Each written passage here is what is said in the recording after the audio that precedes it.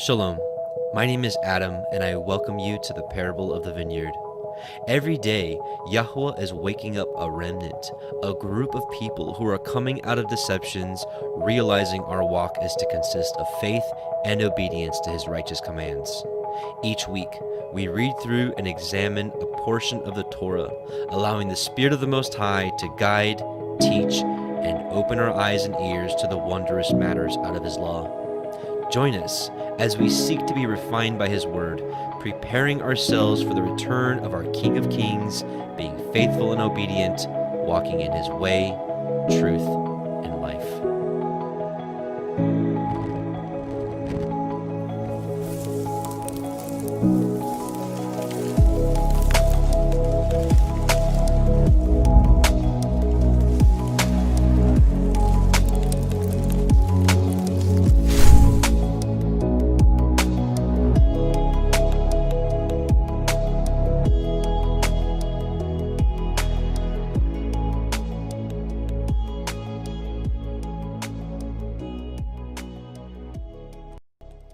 Shabbat Shalom, brothers and sisters. Welcome back. We are in week 13, and we are in the book of Exodus, the Torah portion Shemot. Really exciting. Honestly, I look forward to this Torah portion every year now. Last year, we did a 3-hour Torah portion on this one. There's so much to cover. So really, I'm going to keep my words very, very few today. And man, there's so much to cover. You know, the biggest thing I think you might glean from today's Torah portion is when we take the book of Jasher, it fills in all the holes of many years that go by from the end of chapter 50 in the book of Genesis to chapter 1 in Exodus. Many years actually transpire, and you might, in that may not be too surprising, because most people ask themselves, you know, how did they go from being, you know, from Joseph ruling and all the children of Israel being like a blessing in the land and everybody loves them, to, okay, now you're like in slavery. You're like, you know, the record stops, like how did that happen? You know? And the great news is, in this Torah portion, when we read the book of Yashar, it fills in all the holes. Now, we've got a lot of reading, but there's probably, if you were with us last year, or if you've read the book of Yashar yourself, you've probably seen a lot of these things, but hey, like always, it's great to refresh. If you haven't, wow, you're really in for a treat. I was ecstatic when I read these things, because I think a lot of us are coming to a place where we want to know everything about the Torah and all the holes sometimes, which I think were intentionally placed there by the Most High. You know, he said it himself in the book of 2 Esdras, chapter 14, that certain books, you know, will be kept back for the wise. Certain books will be read by the wise and the unwise, the worthy and unworthy, and certain books will be kept for his for the wise, for his righteous. So I do believe that this book is a big part of that. And also, we have a few things to glean from the Targums as well. Really interesting stuff. So this is Exodus 1:1 through 6:1. And again, the Torah portion is Shemot, which means names, because that's what it starts out with. So a lot of reading to do. Let's pray real quick, and we'll get started. Heavenly Father, Yahuah, we just come together in your Son's name, Yahusha HaMashiach, and we're gathering together as an assembly to publicly read your scriptures, and we pray that you bless it and you sanctify it. And we pray that you open our eyes and ears so that we may hear your words and may understand them, and may be doers of your word and not just hearers only. We want to bring forth fruit that you desire from us, and we pray that you work on each and every one of us individually as we need, as things need to be pruned off us, that we may do what's right in your sight. We bless you and thank you on this Shabbat, and we're ecstatic to know that you and the angels, Yahusha, they're all celebrating it up in heaven as we're doing it now here on earth. We love you. In Yahusha's name, amen. All right, great Torah portion. I am excited. Let's get into this. Okay, so we're going to start with the Exodus 1:1, of course, and we're going to be reading from the Sefer version. And let me just get everything set up real quick, and we should be ready to go. And yes, James, we will tell Tell everyone in your house we will be doing the Ten Commandments song after this is over. So, Exodus 1. We're going to read Exodus. I got all my notes here because there's so much to read, and I got some things to help guide me because this is a huge study. So, Exodus, we're going to read Exodus 1 through 7, and then we're going to read a little bit of Yashar. Now these are the names of the children of Yisrael, which came into Mitzrayim, which Egypt. Every man in his household came with Yaakov, Reuben, Shimon, Levi, Yehuda, Yissachar, Zebulun, Benjamin, Dan, Naphtali, Gad, Asher. And all the souls that came out of the loins of Yaakov were 70 souls, for Yosef was in Mitzrayim already. And Yosef died, and all his brethren, and all that generation. And the children of Yisrael were fruitful, and increased abundantly, and multiplied, and waxed exceeding mighty, and the land was filled with them. Right? So before we get into the oppression, let's read chapter 58. We'll kind of get an idea what's brewing here. And it came to pass in the 32nd year of the Israelites going down to Egypt, that is, in the 71st year of the life of Yosef. In that year died Pharaoh king of Egypt, and Magron his son reigned in his stead. And Pharaoh commanded Yosef before his death to be a father to his son Magron, and that Magron should be under the care of Yosef and under his counsel. And all Egypt consented to this thing, that Yosef should be king over them. For all the Egyptians loved Yosef as of heretofore. Only Magron the son of Pharaoh sat upon his father's throne, and he became king in those days in his father's stead. And Magron was 41 years old when he began to reign, and 40 years he reigned in Egypt. And all Egypt called his name Pharaoh, after the name of his father, as it was their custom to do in Egypt to every king that reigned over them. And it came to pass, when Pharaoh reigned in his father's stead, that he placed the laws of Egypt and all the affairs of government in the hand of Yosef, as his father had commanded him. And Yosef became king over Egypt, for he superintended over all Egypt. And all Egypt was under his care and under his counsel, for all Egypt inclined to Yosef after the death of Pharaoh, and they loved him exceedingly to reign over them. But there were some people amongst them who did not like him. This is where it started brewing, saying, "No stranger shall reign over us." Still, the whole government of Egypt devolved in those days under Yosef, after the death of Pharaoh, he being the regulator, doing as he liked throughout the land without anyone interfering. And all Egypt was under the care of Yosef. And Yosef made war with all his surrounding enemies, and he subdued them. Also all the land and all the Philistines unto the borders of Canaan did Yosef subdue, and they were all under his power, and they gave a yearly tax unto Yosef. And Pharaoh king of Egypt sat upon his throne in his father's stead, but he was under the control and counsel of Yosef, as he was at first under the control of his father. Neither did he reign but in the land of Egypt only, under the counsel of Yosef. But Yosef reigned over the whole country at that time, from Egypt unto the great river Perath. And Yosef was successful in all his ways, and Yahuah was with him. And Yahuah gave Yosef additional wisdom and honor and glory, and love toward him in the hearts of the Egyptians and throughout the land. And Yosef reigned over the whole country 40 years. And all the countries of the Philistines, and Canaan, and Zidon, and the other side of Jordan, brought presents unto Yosef all his days. And the whole country was in the hand of Yosef, and they brought unto him a yearly tribute as it was regulated. For Yosef had fought against all his surrounding enemies, and subdued them. And the whole country was in the hand of Yosef, and Yosef sat securely upon his throne. And also all his brethren, the sons of Yaakov, dwelt securely in the land all the days of Yosef. And they were fruitful, and multiplied exceedingly in the land. And they served Yahuah all their days, as their father Yaakov had commanded them. And it came to pass at the end of many days and years, when the children of Esau were dwelling quietly in their land with Bela their king, that the children of Esau were fruitful and multiplied in the land.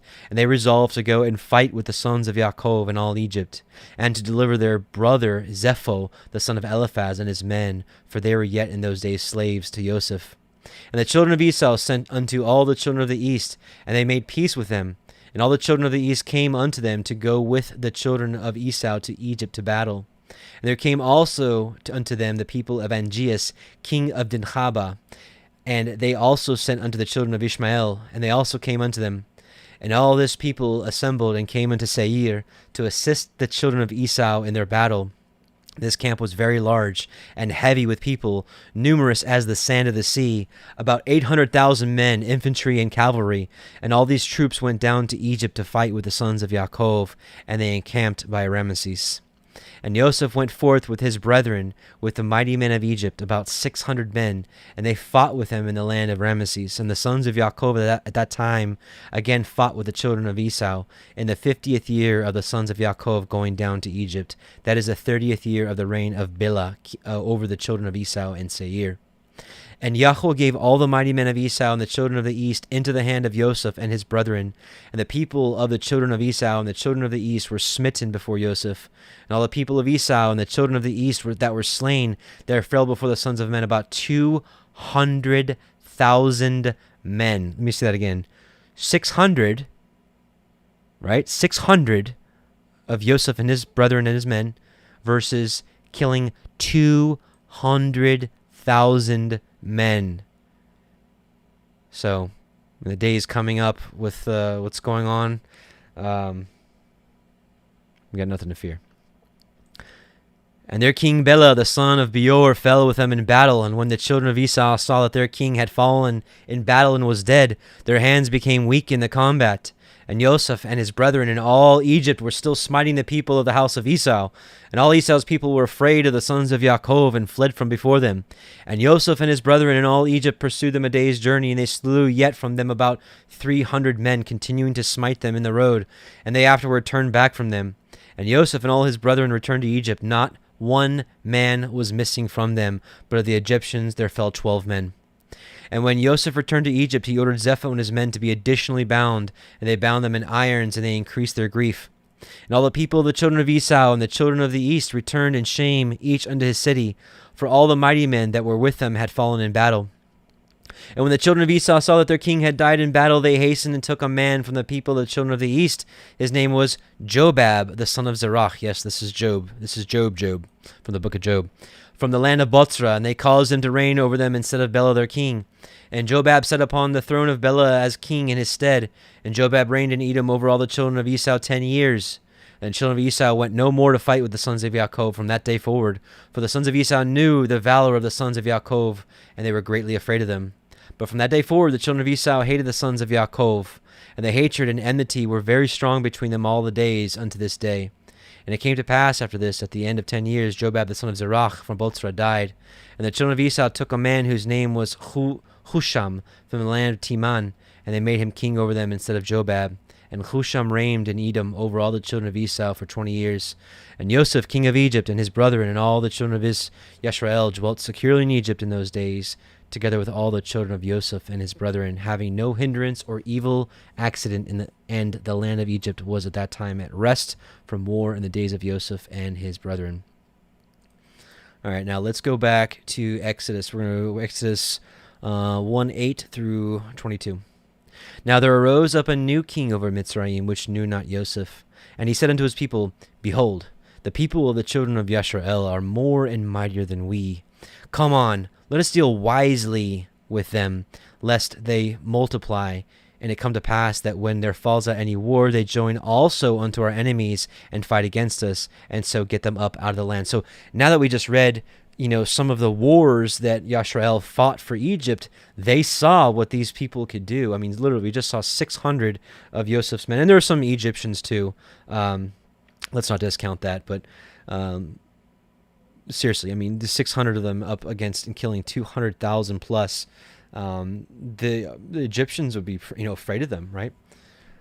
So, therefore they did set over them taskmasters to afflict them with their burdens, and they built for Pharaoh treasure cities, Pithom and Ramesses. But the more they afflicted them, the more they multiplied and grew, and they were grieved because of the children of Yisrael. And the Mitzrayim made the children of Yisrael to serve with rigor, and they made their lives bitter with hard bondage, in mortar and in brick, and in all manner of service in the field. And all their service wherein they made them to serve was with rigor.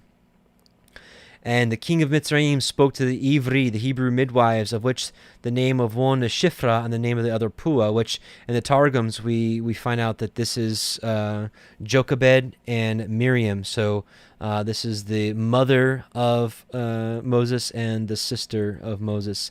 And he said, when you do the office of a midwife to the Ivrith women and see them upon the stools, if it be a son, then you shall kill him. But if it be a daughter, then she shall live. But the midwives feared Elohim and did not as the king of Mitzrayim commanded them, but saved the men children alive. And the king of Mitzrayim called for the midwives and said unto them, Why have ye done this thing, and have saved the men children alive? And the midwives said unto Pharaoh, Because the Ivrit women are not as the Mitzrite women. They are lively and are delivered ere the midwives come into them. Therefore Elohim dealt well with the midwives, and the people multiplied and waxed very mighty. And it came to pass, because the midwives feared Elohim, that he made them houses. And we'll learn in the Targums what that actually means. It explains that in full detail. It's really, he didn't like build them a house, like, here, you get a house. You'll actually find out what that means. And Pharaoh charged all his people, saying, Every son that is born ye shall cast into the river, and every daughter ye shall save alive. All right, and so now let's go back. We got a lot of ground to cover. So now it's like, again, so how do you get the children of Israel having the strength of 600 men, killing 200,000 enemies, and then all of a sudden they're like, okay, you can put us in bonds, and you can whip us and abuse us and mistreat us. So a lot has happened in between. Let's find out. So we're going to go to Jasher. We're going to skip down to... this is kind of a repeat, the first part of chapter 59. We're going to go to verse 25 through 28. And it came to pass after this that Joseph died in that year, the 71st year of the Israelites going down to Egypt. And Joseph was 110 years old when he died in the land of Egypt. And all his brethren and all his servants rose up, and they embalmed Joseph, as was their custom. And his brethren and all Egypt mourned over him for 70 days. And they put Joseph in a coffin filled with spices and all sorts of perfume, and they buried him by the side of the river that is Sihor. And his sons and all his brethren and the whole of his father's household made a 7 days mourning for him. And it came to pass, after the death of Joseph, all of the Egyptians began in those days to rule over the children of Yisrael. And Pharaoh, king of Egypt, who reigned in his father's stead, took all the laws of Egypt and conducted the whole government of Egypt under his counsel, and he reigned securely over his people. All right, we're going to skip chapter 60 because this is just the history of Zepho, the son of Eliphaz, and Angeas, king of Africa. This is all awesome reading, but I really want to stay on topic here because there's so much to read. All right, so chapter 61, verses 1 through 11. And it came to pass at that time, Pharaoh, king of Egypt, commanded all his people to make for him a strong palace in Egypt, because many more wars were going on, kind of what we just skipped. And he also commanded the sons of Yaakov to assist the Egyptians in the building.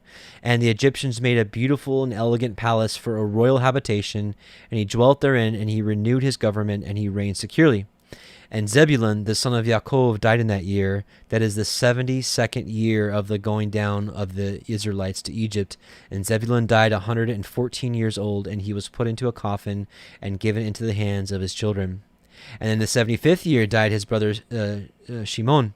He was 120 years old at his death, and he was also put into a coffin and given into the hands of his children.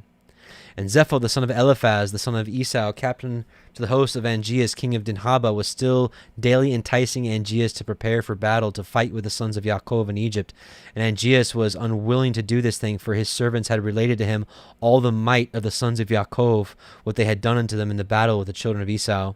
And Zepho was in those days daily enticing Angeas to fight with the sons of Yaakov in those days. And after some time Angeas hearkened to the words of Zepho, and consented to him to fight with the sons of Yaakov in Egypt.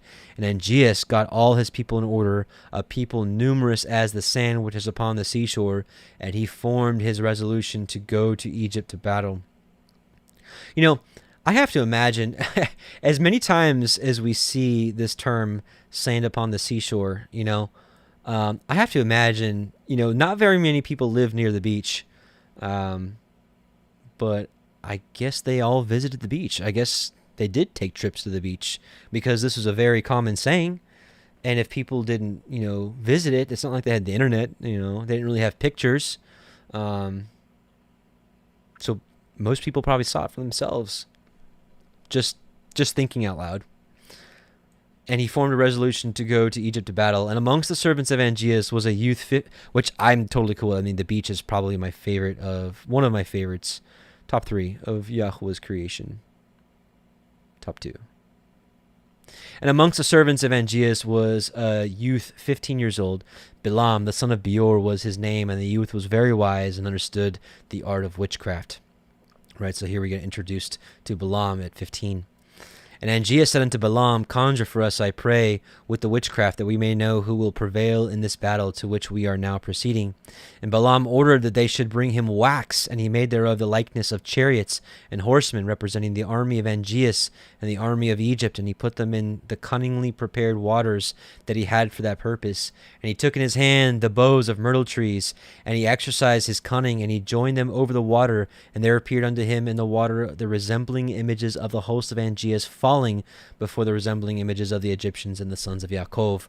And Bilam told this thing unto Angeas, and Angeas despaired and did not arm himself to go down to Egypt to battle, and he remained in his city. Now again, Yahuah doesn't tell us not to do witchcraft because it's fake and doesn't do anything. It does do something, but it's exercising the power of demons, and it's obviously something he doesn't want us to participate in. Same thing with, when people used to bow down to idols, they used to do some favors for them, as we learned from Jethro a couple of Torah portions ago. So we're going to skip the rest. The rest is about Janiah and his queen. So it's a great read, but it's kind of irrelevant to our Torah portion right now. All right, we're going to read Yashar 62, 1 through 5, and then 23 through 24. So chapter 62. In that year, being the 79th year of the Israelites going down to Egypt, died Reuben, the son of Yaakov, in the land of Egypt.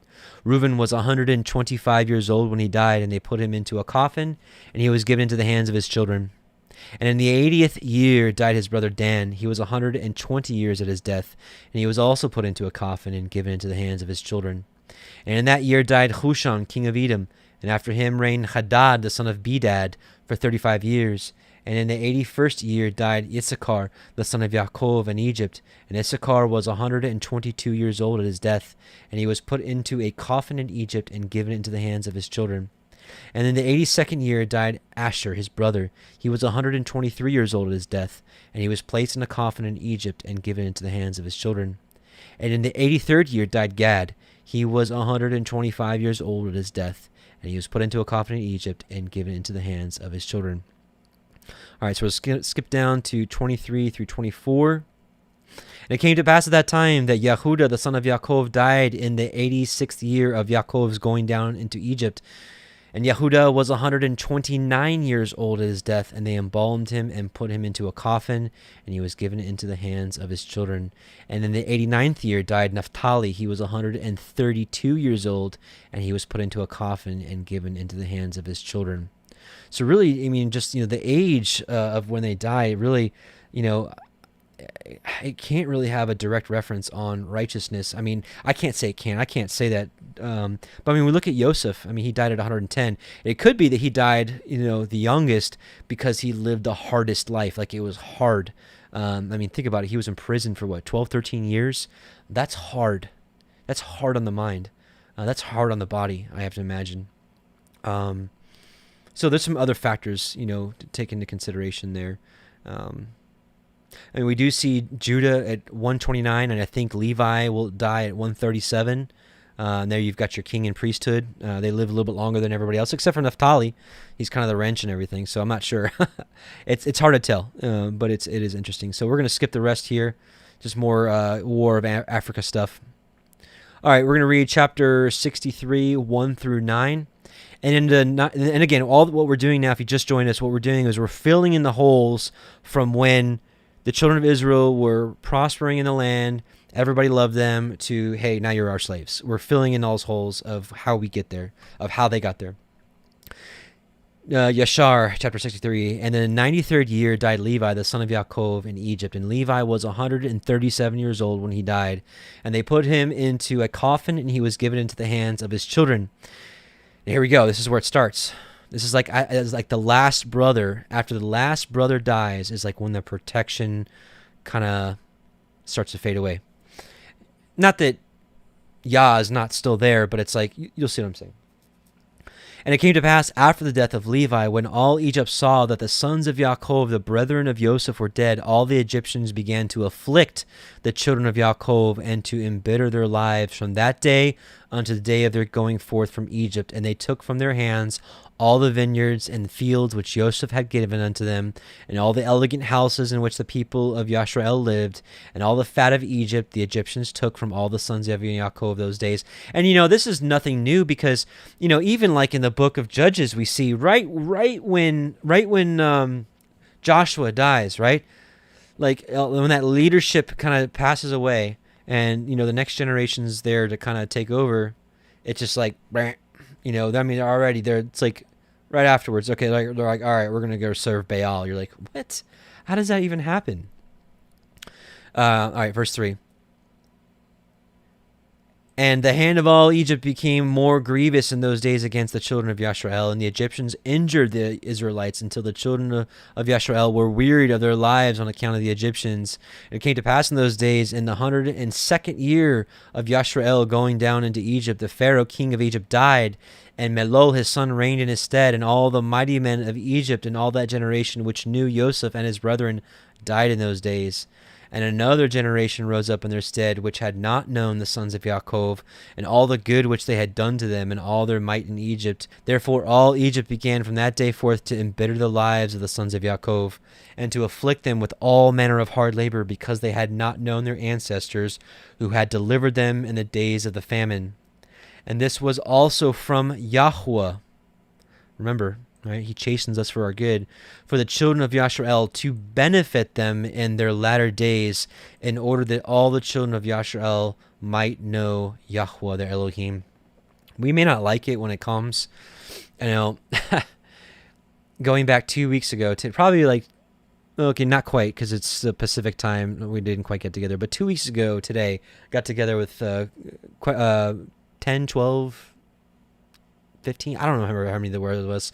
We got together on the beach of Huntington Beach in SoCal, and we got together, and I was saying this specifically that we read Psalm 119 together, and I always appreciate the part where it's like, it was good that I was afflicted, that I might learn your statutes, and unless your Torah had been my delight, I should have perished in my affliction. There's something to be said about the growth that we experience in affliction. And when I was saying that, little did I know that I was about a day or two away from a major time of affliction for myself, and a time of growth. So praise Yah for that. And, as I was telling them, we shouldn't always be so quick to be ready to get out of that time of affliction, because we learn so much in that time. And that's also, again, where we learn so much. Hang on one second. Hey, Bubby. Hey, hang on one second. Excuse me, brothers and sisters. Give me just a moment. Give me just a moment.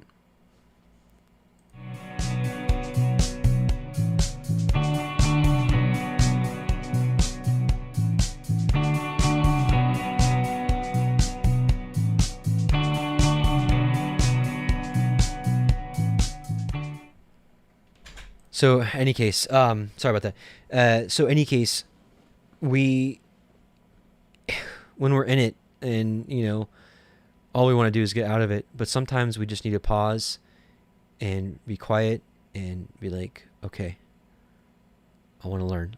What do I need to learn? What is the lesson here? What is the growth that needs to happen here? So anyways, I don't want to get too many rabbit holes today, because there's so much to read, but basically that's what this is saying here. And so this affliction was from Yahuah for the children of Yashrael, to benefit them in their latter days, in order that all the children of Yashrael might know Yahuah their Elohim. And in order to know the signs and mighty wonders which Yahuah would do in Egypt on account of his people Yashrael, in order that the children of Yashrael might fear Yahuah Elohim of their ancestors and walk in all his ways, and they and their seed after them all their days. Because let's be honest, if they weren't afflicted and there wasn't this bitterness, it wouldn't have really been a rescue from Egypt. There'd kind of been like, why are you rescuing us? We're fine. We're good, So it's how it had to be. Melol was 20 years old when he began to reign, and he reigned 94 years 94 years, and all Egypt called his name Pharaoh after the name of his father, and as it was their custom to do to every king who reigned over them in Egypt. So we'll stop there, and we're going to go to 64, and we're going to start at verse 10. And Zepho sent messengers to Hadad, the son of Bedad, king of Edom, and to all his brethren, the children of Esau, saying, Did you not say that you would not fight against the king of Africa, for he is a member of your covenant? Behold, I fought with him and smote him and all his people. Now, therefore, I have resolved to fight against Egypt and the children of Yaakov who are there, and I will be revenged of them for what Joseph, his brethren and ancestors, did to us in the land of Canaan when they went up to bury their father in Hebron. Now, then, if you are willing to come to me to assist me in fighting against them in Egypt, then shall we avenge the cause of our brethren. And the children of Esau hearkened to the words of Zepho, and the children of Esau gathered themselves together, a very great battle, and they went to assist Zepho and the children of Chittim in battle. And Zepho sent all the children of the east, and to all the children of Ishmael with words like unto these. And they gathered themselves and came to the assistance of Zepho and the children of Chittim in the war upon Egypt. And all these kings, the king of Edom, and the children of the east, and all the children of Ishmael, and Zepho the king of Chittim, went forth and arrayed all their hosts in Hebron. And the camp was very heavy, extending in length a distance of 3 days' journey, a people numerous, there it is again, as the sand upon the seashore, which cannot be counted. And all these kings and their hosts went down and came against all Egypt in battle, and encamped together in the valley of Pathros. And all Egypt heard their report, and they also gathered themselves together, and all the people of the land of Egypt, and all the cities belonging to Egypt, about 300,000 men. And the men of Egypt sent also to the children of Yashrael, who were in those days in the land of Goshen, to come to them in order to go and fight with these kings. And the men of Yashrael assembled, and were about 150 men.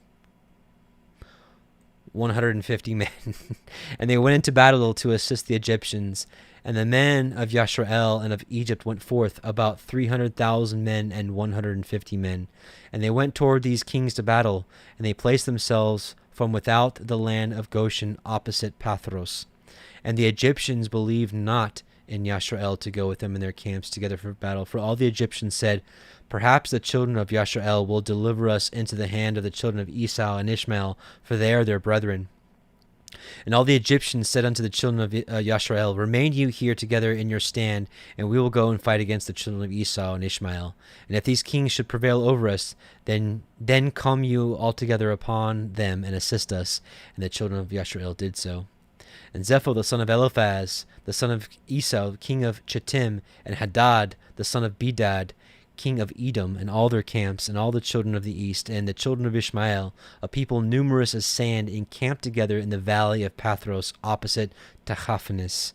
And Balaam, the son of Beor, the Syrian, was there in the camp of Zepho, for he came with the children of Chittim to the battle. And Balaam was a man highly honored in the eyes of Zepho and his men. And Zepho said unto Balaam, Try by divination for us, that we may know who will prevail in the battle, we or the Egyptians. And Balaam rose up and tried the art of divination, and he was skillful in the knowledge of it, but he was confused, and the work was destroyed in his hand. And he tried it again, but it did not succeed. And Balaam despaired of it, and left it, and did not complete it. For this was from Yahuah, in order to cause Zepho and his people to fall into the hand of the children of Yashrael, who had trusted in Yahuah, the Elohim of their ancestors, in their war. And Zepho and Hadad put their forces in battle array, and all the Egyptians went alone against them, about 300,000 men. Not one man of Yashrael was with him. And all the Egyptians fought with these kings opposite Pathros and Tahaphanes, and the battle was severe against the Egyptians, and the kings were stronger than the Egyptians in that battle. About 180 men of Egypt fell on that day, and about 30 men of the forces of the kings, and all the men of Egypt fled from before the kings. So the children of Esau and Ishmael pursued the Egyptians, continuing to smite them unto the place where was the camp of the children of Yashrael. And all the Egyptians cried unto the children of Yashrael, saying, Hasten to us, and assist us, and save us from the hand of Esau, Ishmael, and the children of Shittim. And the 150 men of the children of Yashrael ran from their station to the camps of these kings, and the children of Yashrael cried unto Yahuah their Elohim to deliver them. And Yahuah hearkened to Yashrael, and Yahuah gave all the men of the kings into their hand. And the children of Yashrael fought against these kings, and the children of Yashrael smote about 4,000 of the king's men. And Yahuah threw a great consternation in the camp of the kings, so that the fear of the children of Yashrael fell upon them. And all the hosts of the kings fled from before the children of Yashrael. And the children of Yashrael pursued them, continuing to smite them unto the borders of the land of Cush. And the children of Yashrael slew of them in the road yet 2,000 men. And of the children of Yashrael not one fell. And when the Egyptians saw that the children of Yashrael had fought with such few men with the kings, and that the battle was so very severe against them, all the Egyptians were greatly afraid of their lives on account of the strong battle. And all Egypt fled, every man hiding himself from the arrayed forces. And they hid themselves in the road, and they left the Yashraelites to fight. And the children of Yashrael inflicted a terrible blow upon the king's men, and they returned from them after they had driven them to the border of the land of Cush. And all Yashrael knew the thing which the men of Egypt had done to them, that they had fled from them in battle, and they had left them to fight alone.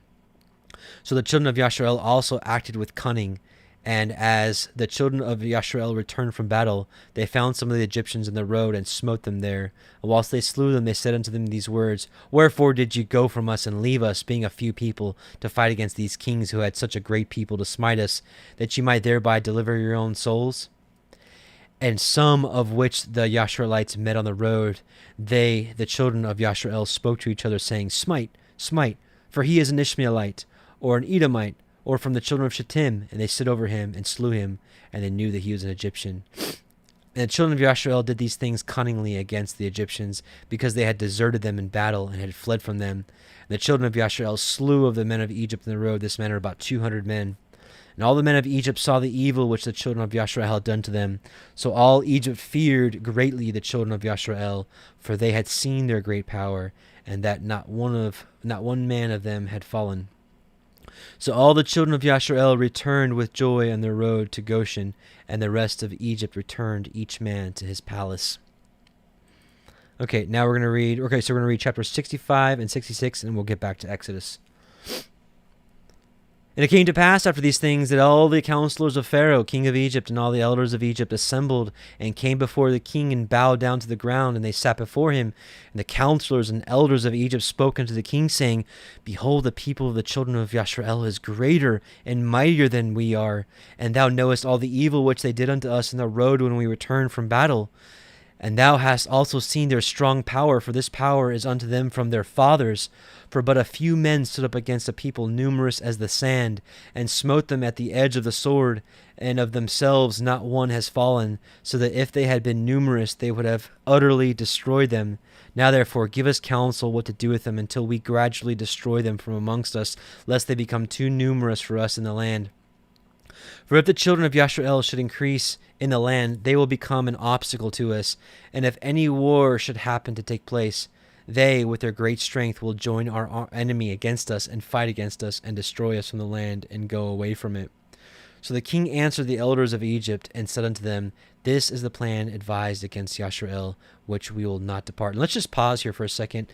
And even though in this case the Israelites were fewer in number, they were greater in strength. Think about it now. The people that run the world, the so-called elite, they're the ones few in number, and they are afraid of us. So they know that if everybody kind of woke up in one day, their power would be over just like that. But that's not Yahuwah's will, and it's not going to happen.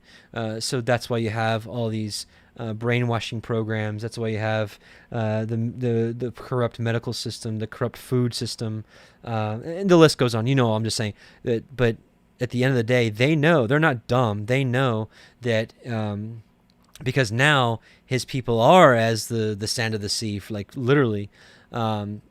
And that if we all rose up, I mean, it'd be over for them in a day, 2 days, it'd be over. But again, that's not Yah's will, so it's not going to happen, not until he says so, not until it's his timing. Behold, so this is their plan. Behold, in the land of Pithom and Ramses, cities unfortified against battle, it behooves you and us to build them and to fortify them. Now, therefore, go you also and act cunningly, right? So they're acting with cunning, with wisdom and deceit, and they're being stealthy about it. Just same thing with the secret societies and all that's going on today. Act cunningly toward them and proclaim a voice in Egypt and in Goshen at the command of the king, saying, all ye men of Egypt, Goshen, Pathros, and all their inhabitants, the king has commanded us to build Pithom and Ramesses, and to fortify for them battle. Who amongst you of all Egypt, of all the children of Yashrael, and of all the inhabitants of the cities, are willing to build with us? Shall each have his wages given to him daily, at the king's order. So go ye first, and do cunningly, and gather yourselves, and come to Pithom and Ramesses to build. And whilst you are building, cause a proclamation of this kind to be made throughout Egypt every day at the command of the king. And when some of the children of this is not the announcement yet. This is still like their plan. And when some of the children of Yashrael shall come to build with you, you shall give them their wages daily for a few days, not like literally days, but like a few months or years, as you'll see. So this is their long-term plan and how to put them in slavery. So this is the key part right here. And after they shall have built with you for their daily hire, drag yourselves away from them daily one by one in secret, and then you shall rise up and become their taskmasters and officers, and ye shall leave them afterward to build without wages, and should they refuse, then force them with all your might to build. So basically their plan is, it's going to be, they're positioning it as like, hey, let's all pitch in together. Let's do this together. We got to build these cities and defend them, because you see these battles that are going on. And listen, these cities are unfortified. We need to fortify them. Let's do this together. Let's build these cities. And what their plan is, they're going to pay them at first, and little by little, they're like, the Egyptians, like one at a time, will withdraw from the work, and then all of a sudden, they're like become like overseers, and the children of Israel will be like, oh.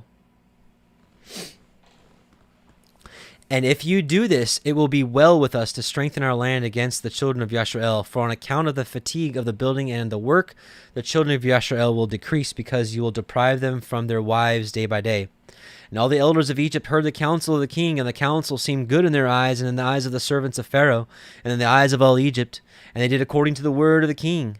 And all the servants went away from the king, and they caused a proclamation to be made in all Egypt, in Tahaphanes, and in Goshen, and in all the cities which surround Egypt, saying, now here's the proclamation. You have seen what the children of Esau and Ishmael did to us, who came to war against us and wished to destroy us. Now therefore the king commanded us to fortify the land, to build the cities Pithom and Ramesses, and to fortify them for battle, if they should again come against us. Whosoever of you from all Egypt and from all the children of Yashrael will come to build with us, he shall have his daily wages given by the king, as his command is unto us. So here's the start of jobs. Right before this, they didn't have jobs. They tended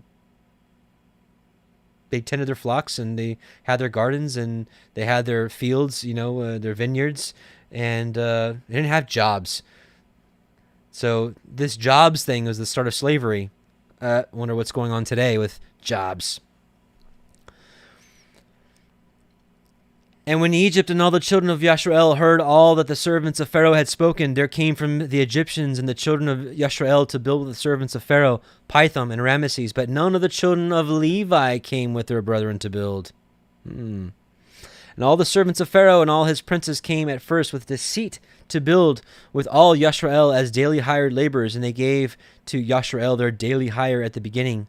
And the servants of Pharaoh built with all Yashrael, and were employed in that work with Yashrael for a month. And at the end of a month, all the servants of Pharaoh began to withdraw secretly from the people of Yashrael daily. And Yashrael went on with the work at that time, but they then received their daily hire, because some of the men of Egypt were yet carrying on the work with Yashrael at that time. Therefore the Egyptians gave Yashrael their hire in those days, in order that they, the Egyptians, their fellow workmen, might also take the pay for their labor. And at the end of a year and 4 months, all the Egyptians had withdrawn from the children of Yashrael, so that the children of Yashrael were left alone, engaged in the work. After all the Egyptians had withdrawn from the children of Yashrael, they returned and became oppressors and officers over them, and some of them stood over the children of Yashrael as taskmasters, to receive from them all that they gave them for the pay of their labor. So they did this step by step, piece by piece. Right? Same thing how where we are at this point today in the world. And all the Egyptians did this manner to the children of Yisrael day by day in order to afflict their work.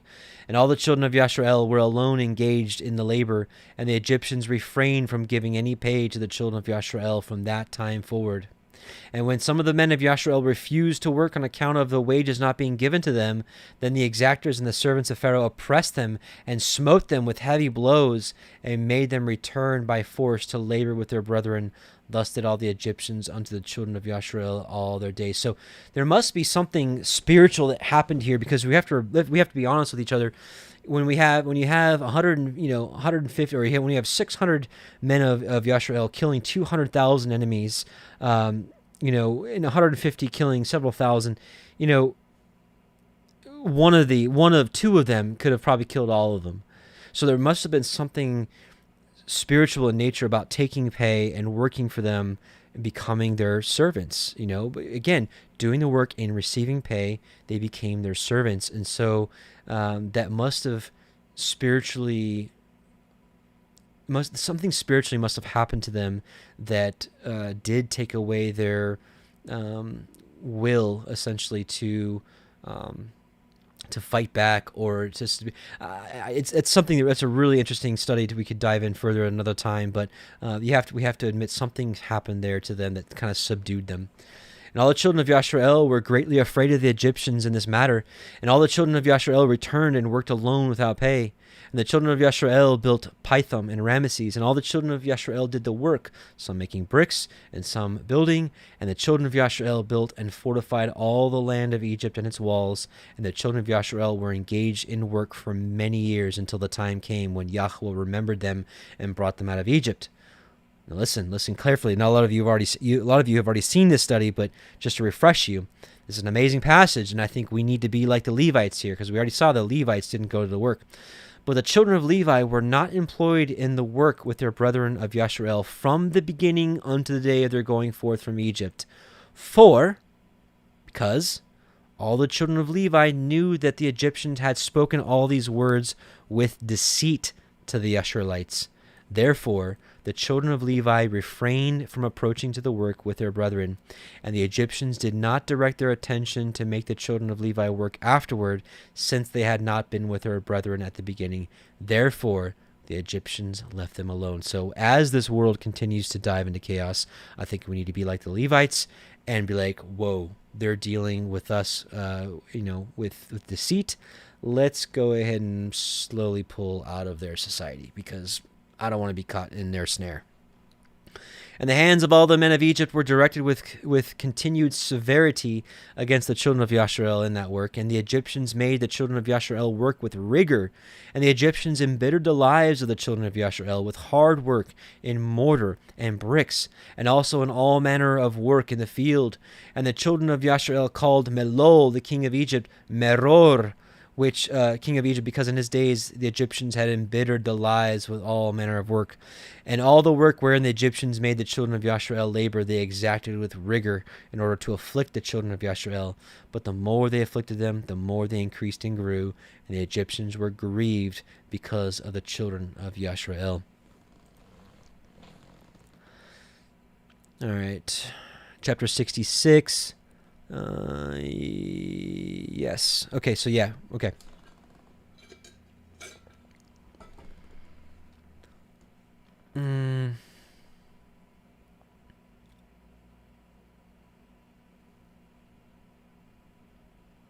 Okay, so here you got more talks about war coming. And when the Egyptians heard, this is Yashar 66, and when the Egyptians heard this matter, they increased the labor upon the children of Yisrael, lest the Israelites should do unto them as they did unto them in the war of the children of Esau in the days of Hadad.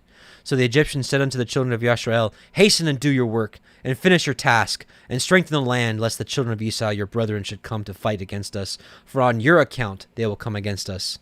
And the children of Yisrael did the work of the men of Egypt day by day, and the Egyptians afflicted the children of Yisrael in order to lessen them in the land. But as the Egyptians increased the labor upon the children of Yisrael, so did the children of Yisrael increase and multiply, and all Egypt was filled with the children of Yisrael. And in the 125th year of Yisrael, going down into Egypt, all the Egyptians saw that their counsel did not succeed against Yisrael, but that they increased and grew in the land of Egypt, and the land of Goshen were filled with the children of Yisrael. So all the elders of Egypt and then its wise men came before the king and bowed down to him and sat before him. And all the elders of Egypt and the wise men thereof said unto the king, May the king live forever. Thou didst counsel us the counsel against the children of Yisrael, and we did unto them according to the word of the king. But in proportion to the increase of the labor, so do they increase and grow in the land, and behold, the whole country is filled with them. Now therefore, our Lord and King, the eyes of all Egypt are upon thee to give them advice with thy wisdom, by which they may prevail over Yisrael to destroy them or to diminish them from the land. And the king answered them, saying, Give you counsel in this matter, that we may know what to do unto them. And an officer, one of the king's counselors, whose name was Job, from Mesopotamia, in the land of Uz, answered the king, saying, Yes, this is Job, answered the king, saying, If it please the king, let him hear the counsel of his servant. And the king said unto him, Speak. And Job spoke before the king, the princes, and before all the elders of Egypt, saying, Behold, the counsel of the king which he advised formerly respecting the labor of the children of Yisrael is very good, and you must not remove from them that labor forever. But this is the advice counseled by which that you may lessen them, if it seems good to the king to afflict them. Behold, we have feared war for a long time, and we said, When Yisrael becomes fruitful in the land, they will drive us from the land if a war should take place. If it please the king, let a royal decree go forth, and let it be written in the laws of Egypt, which shall not be revoked, that every male child born to the Israelites, his blood shall be spilled on the ground. And by your doing this, when all the male children of Yisrael shall have died, the evil of their wars will cease. Let the king do so, and send for all the Hebrew midwives, and order them in this matter to execute it.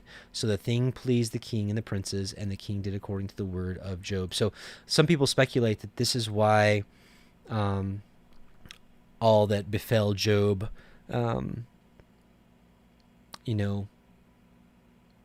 guess the whole story makes a little more sense. I guess the story goes is after Egypt, he left and went back to his land and, became a righteous man. But then the big test came, right? Which we all know. It's one of the most, famous tests of all time. And the king sent for the Hebrew midwives to be called, of which the name was Shephrah, and the name of the other Puah. And the midwives came before the king and stood in his presence. And the king said unto them, When ye do the office of a midwife to the Hebrew women, and see them upon the stools, if it be a son, then ye shall kill him. But if it be a daughter, then she shall live. But if ye will not do this thing, then I will burn you up and all your houses with fire. But the midwives feared Elohim, and did not hearken to the king of Egypt, nor to his words. And when the Hebrew women brought forth to the midwives son or daughter, then did the midwife do all that was necessary to the child, and let it live. And thus did the midwives all the days. And this thing was told to the king, and he sent and called for the midwives, and said to them, Why have ye done this thing, and have saved the children alive? And the midwives answered and spoke together before the king, saying, Let not the king think that the Hebrew women are as the Egyptian women, for all the children of Yisrael are hale, healthy, and before the midwives come to them, they are delivered. And as for us, thy handmaids, and for many days no Hebrew woman has brought forth upon us, for all the Hebrew women are their own midwives, because they are hale. And Pharaoh heard their words and believed them in this matter, and the midwives went away from the king, and Elohim dealt well with them, and the people multiplied and waxed exceedingly. So now we're going to go back to Exodus, and we'll keep going. Now we're at the birth of Moshe. Chapter 2, Exodus. And there went a man of the house of Levi, and took to be his woman a daughter of Levi. And the woman conceived and bore a son. And when she saw him that he was a goodly child, she hid him 3 months. Now, for my brothers and sisters out there that say that the moons are not for months, so she hid him 3 months. Let's take a look at this word months, and this is the word yerach, which is the word for moon, right? Month or moon. It's You have Yerach and Yareach. Yareach is the moon. Yerach is moon, month, right? It's the same thing, so it's interchangeable.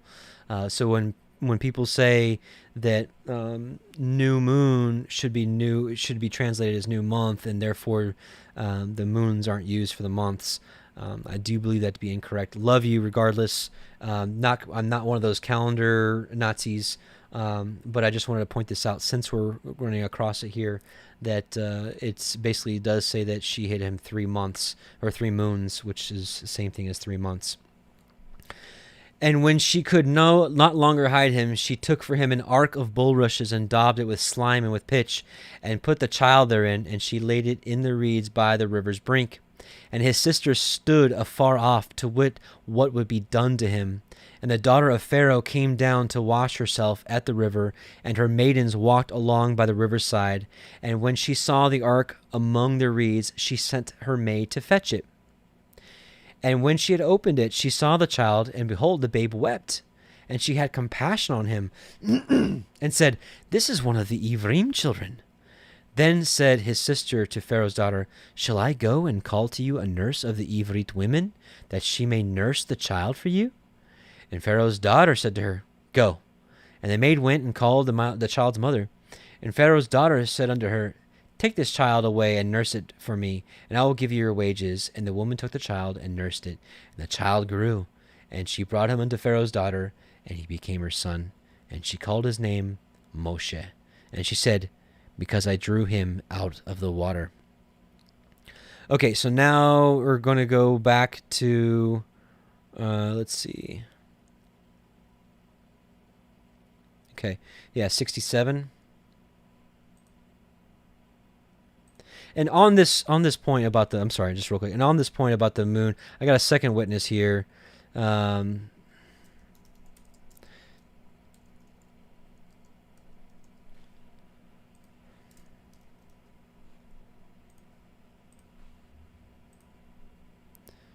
Sirach, book of Ecclesiasticus. He made the moon also to serve in its season, to mark the times and to be an everlasting sign.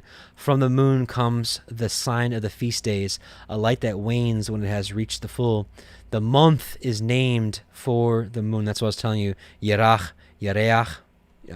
So increasing marvelous in her phases, an instrument of the hosts on high, shining forth in the firmament of heaven. Enough about that. Okay, we're going to read all of 67 of Yashar. There was a man in the land of Egypt of the seed of Levi, whose name was Amram, the son of Kohath, the son of Levi, the son of Yashrael. And this man went and took a wife, namely Jochebed, the daughter of Levi, his father's sister. And she was 126 years old, and he came unto her. And the woman conceived and bare a daughter, and she called her name Miriam, because in those days the Egyptians had embittered the lives of the children of Yashrael. And she conceived again and bare a son, and she called his name Aharon, for in the days of her conception Pharaoh began to spill the blood of the male children of Yashrael. In those days died Zepho, the son of Elof. And by the way, this is still going on this day right now. You've got the abortions, you've got all kinds of, now, they're also taking the blood of people. If you think all the blood of that blood banks, if you think all that blood that goes to blood banks goes to transfusions, I think we might have missed something in our research. But these people literally drink the stuff to stay alive and to have power. In those days died Zepho, the son of Eliphaz, the son of Esau, king of Chittim, and Janeas reigned in his stead. And the time that Zepho reigned over the children of Chittim was 50 years, and he died and was buried in the city of Nabna in the land of Chittim. And Janeas, one of the mighty men of the children of Chittim, reigned after him, and he reigned 50 years. And it was after the death of the king of Chittim that Balaam, the son of Beor, fled from the land of Chittim, and he went and came to Egypt to Pharaoh, king of Egypt. And Pharaoh received him with great honor, for he had heard of his wisdom, and he gave him presents and made for him a counselor and aggrandized him. So made him great, right? And Balaam dwelt in Egypt in honor with all the nobles of the king, and the nobles exalted him because they all coveted to learn his wisdom. And in the 130th year of Yashrael going down into Egypt, Pharaoh dreamed that he was sitting upon his kingly throne, and lifted up his eyes and saw an old man standing before him. And there were scales in the hands of the old man, as such scales as are used by merchants. And the old man took the scales and hung them before Pharaoh. And the old man took all the elders of Egypt and all its nobles and great men, and he tied them together and put them in one scale. And he took a milk kid and put it into the other scale, and the kid preponderated over all of it. And Pharaoh was astonished at this dreadful vision, why the kid should preponderate over all. And Pharaoh woke, and behold, it was a dream. And Pharaoh rose up early in the morning, and called all his servants, and related to them the dream, and the men were greatly afraid. And the king said to all his wise men, Interpret, I pray you, the dream which I dreamed, that I may know it. And Balaam the son of Beor answered the king and said unto him, This means nothing else but a great evil that will spring up against Egypt in the latter days. For a son will be born to Yisrael, who will destroy all Egypt and all its inhabitants, and bring forth the Yisraelites from Egypt with a mighty hand. Now therefore, O king, take counsel upon this matter, that you may destroy the hope of the children of Yisrael, and their expectation before this evil arise against Egypt. And the king said unto Balaam, What shall I do unto Yisrael? Surely after a certain manner did we at first counsel against them, and could not prevail over them. Now therefore give you also advice against them, by which we may prevail over them. And Balaam answered the king, saying, Send now and call thy 2 counselors, and we will see what their advice is upon this matter, and afterward thy servant will speak. And the king sent and called his 2 counselors, Reuel the Midianite, yes, this is the father-in-law of, eventual father-in-law of Mózes, and Job the Uzite. And they came and sat before the king, and the king said to them, Behold, you have both heard the dream which I have dreamed, and the interpretation thereof. Now therefore give counsel, and know and see what is to be done to the children of Yisrael, whereby we may prevail over them, before their evil shall spring up against us. And Reuel the Midianite answered the king and said, May the king live, may the king live forever. If it seem good to the king, let him desist from the Hebrews, and leave them, and let him not stretch forth his hand against them. For these are they whom Yahuah chose in days of old, and took as the lot of his inheritance from amongst all the nations of the earth, and the kings of the earth. And who is there that stretched his hand against them with impunity, of whom their Elohim was not avenged? Surely thou knowest that when Avraham went down to Egypt, Pharaoh, the former king of Egypt, saw Sarah his wife, and took her for a wife, because Avraham said, She is my sister, for he was afraid lest the men of Egypt should slay him on account of his wife. And when the king of Egypt had taken Sarah, then Elohim smote him and his household with heavy plagues, until he restored unto Avraham his wife Sarah, and then he was healed. And Abimelech the Gerarite, king of the Philistines, Elohim punished on account of Sarah, wife of Avraham, in stopping up every womb from man to beast. And when their Elohim came to Abimelech in the dream of night, and terrified him, in order that he might restore to Avraham Sarah, whom he had taken. And afterward all the people of Gerar were punished on account of Sarah. And Avraham prayed to his Elohim for them, and he was entreated of him, and he healed them. And Abimelech feared all this evil that came upon him and his people, and he returned to Avraham his wife Sarah, and gave him with her many gifts. He did so also to Yitzchak when he had driven him from Gerar. And Elohim had done wonderful things to him, that all the watercourses of Gerar were dried up, and their productive trees did not bring forth, until Abimelech of Gerar, and Ahuzath, one of his friends, and Pichol, the captain of his hosts, went to him, and they bent and bowed down before him to the ground. And they requested of him to supplicate for them, and he prayed to Yahuah for them, and Yahuah was entreated of him, and he healed them.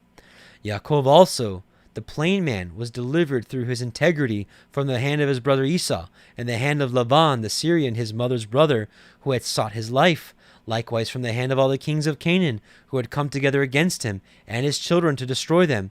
And Yahuah delivered them out of their hands, that they turned upon them and smote them, for who had ever stretched forth his hand against them with impunity? Surely Pharaoh the former, thy father's father, raised Joseph the son of Yaakov above all the princes of the land of Egypt.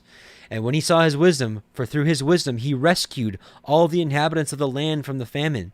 After which he ordered Yaakov and all his children to come down to Egypt, in order that through their virtue the land of Egypt and the land of Goshen might be delivered from the famine. Now therefore, if it seem good in thine eyes, cease from destroying the children of Yasharel.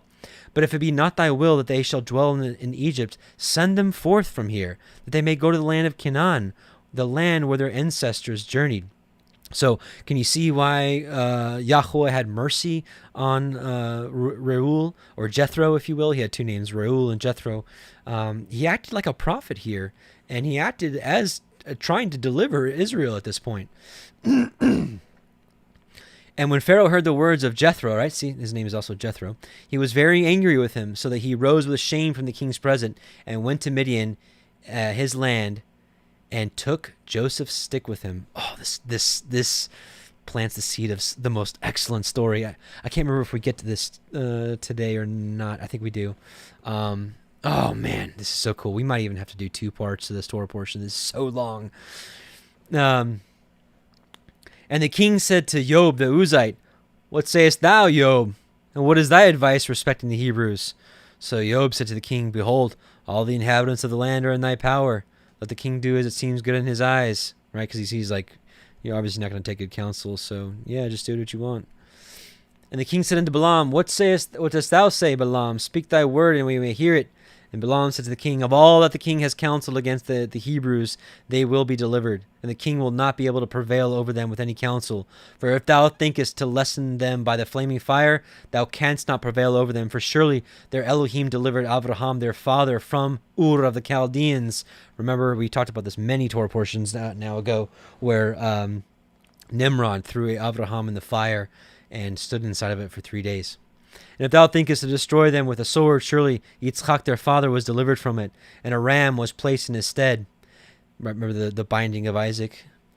And if with hard and rigorous labor thou thinkest to lessen them, wilt thou not thou wilt not prevail even in this, for their father Yaakov served Laban in all manner of hard work and prospered. Now therefore, O king, hear my words, for this is the counsel which is counseled against them, by which thou wilt prevail over them, and from that which thou shouldst not depart. If it please the king, let him order all their servants which shall be born from this day forward to be thrown into the water, for by this canst thou wipe away their name, for none of them, nor of their fathers, were tried in this manner, so tried by water. And the king heard the words of Balaam, and the thing pleased the king and the princes. And the king did according to the word of Balaam. And the king ordered a proclamation to be issued and a law to be made throughout the land of Egypt, saying, Every male child born to the Hebrews from this day forward shall be thrown into the water.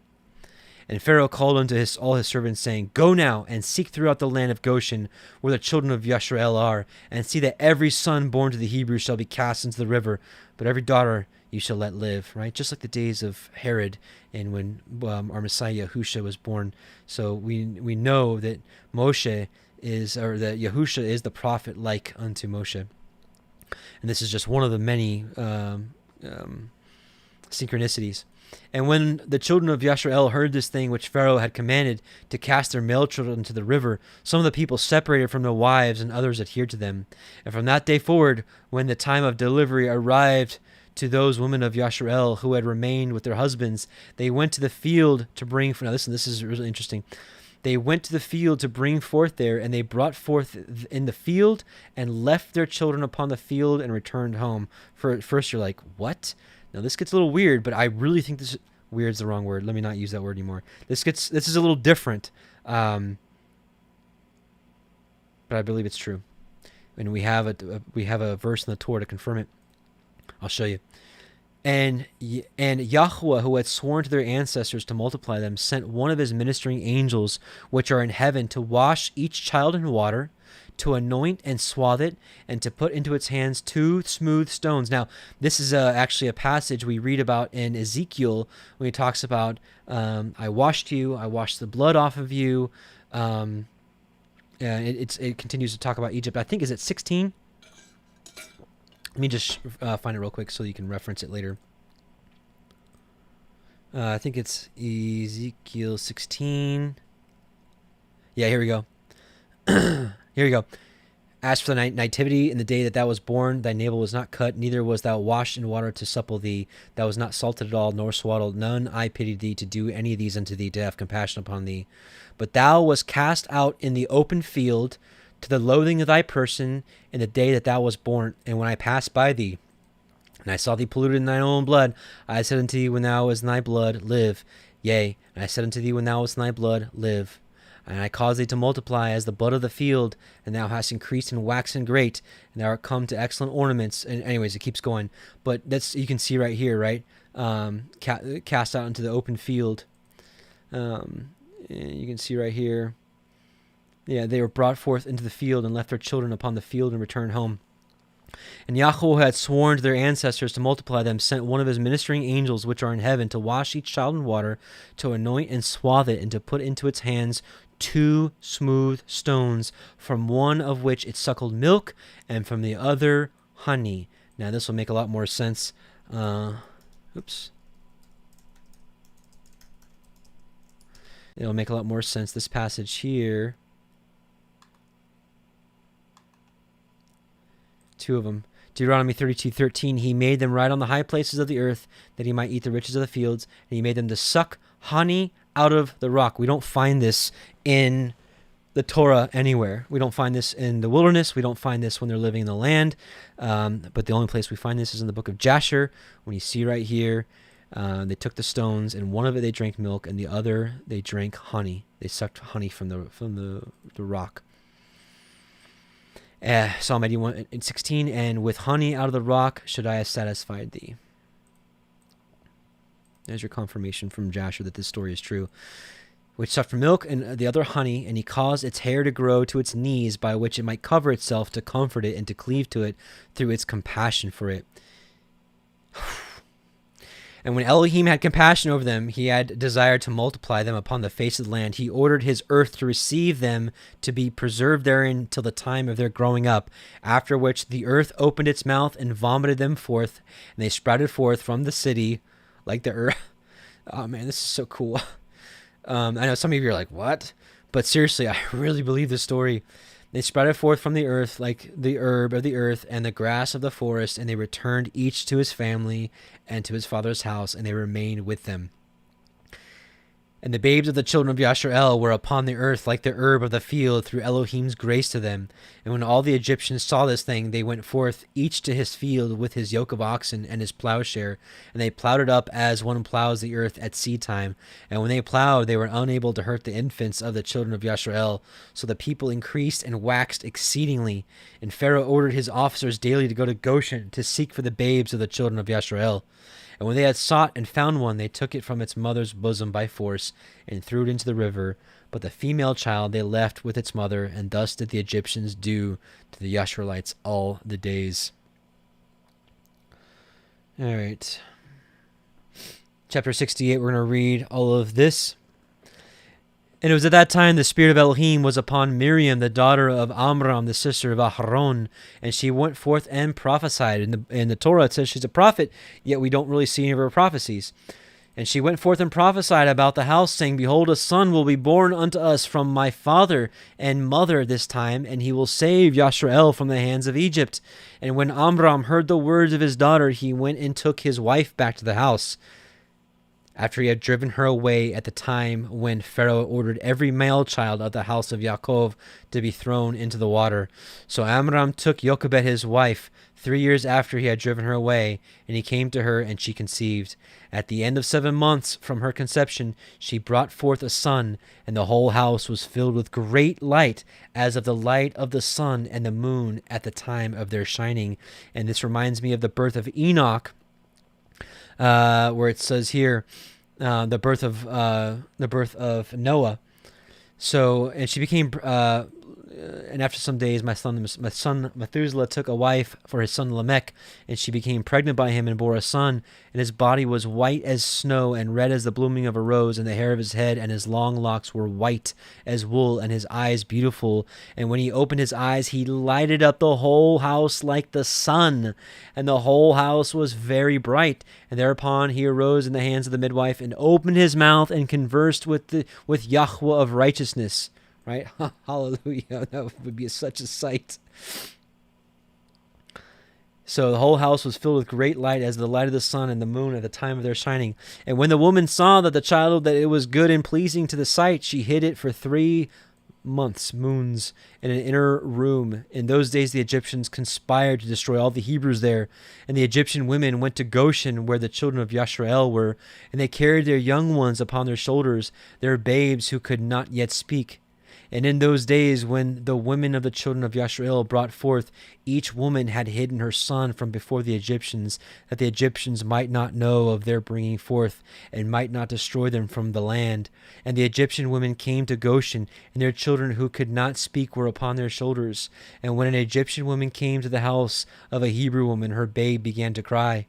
And when it cried, the child that was in the inner room answered it. So the Egyptian women went and told it at the house of Pharaoh. And Pharaoh sent his officers to take the children and slay them. Thus did the Egyptians to the Hebrew women all the days.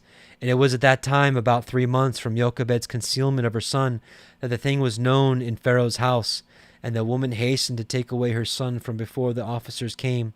And she took him an ark of bulrushes, and daubed it with slime and with pitch, and put the child therein, and she laid it in the flags by the river's brink. I think this is all the same. Yeah. The only thing here different is we learned Pharaoh's daughter's name is Bathia. This is all the same. The only thing we learn here is at the end of 2 years, when the child grew up, she brought him to the daughter of Pharaoh, and he was a son unto her, and she called his name Moshe, for she said, because I drew him out of the water. Now here's all his other names. And Amram, his father, called his name Chabar, for he said it was for him that he associated with his wife, whom he had turned away.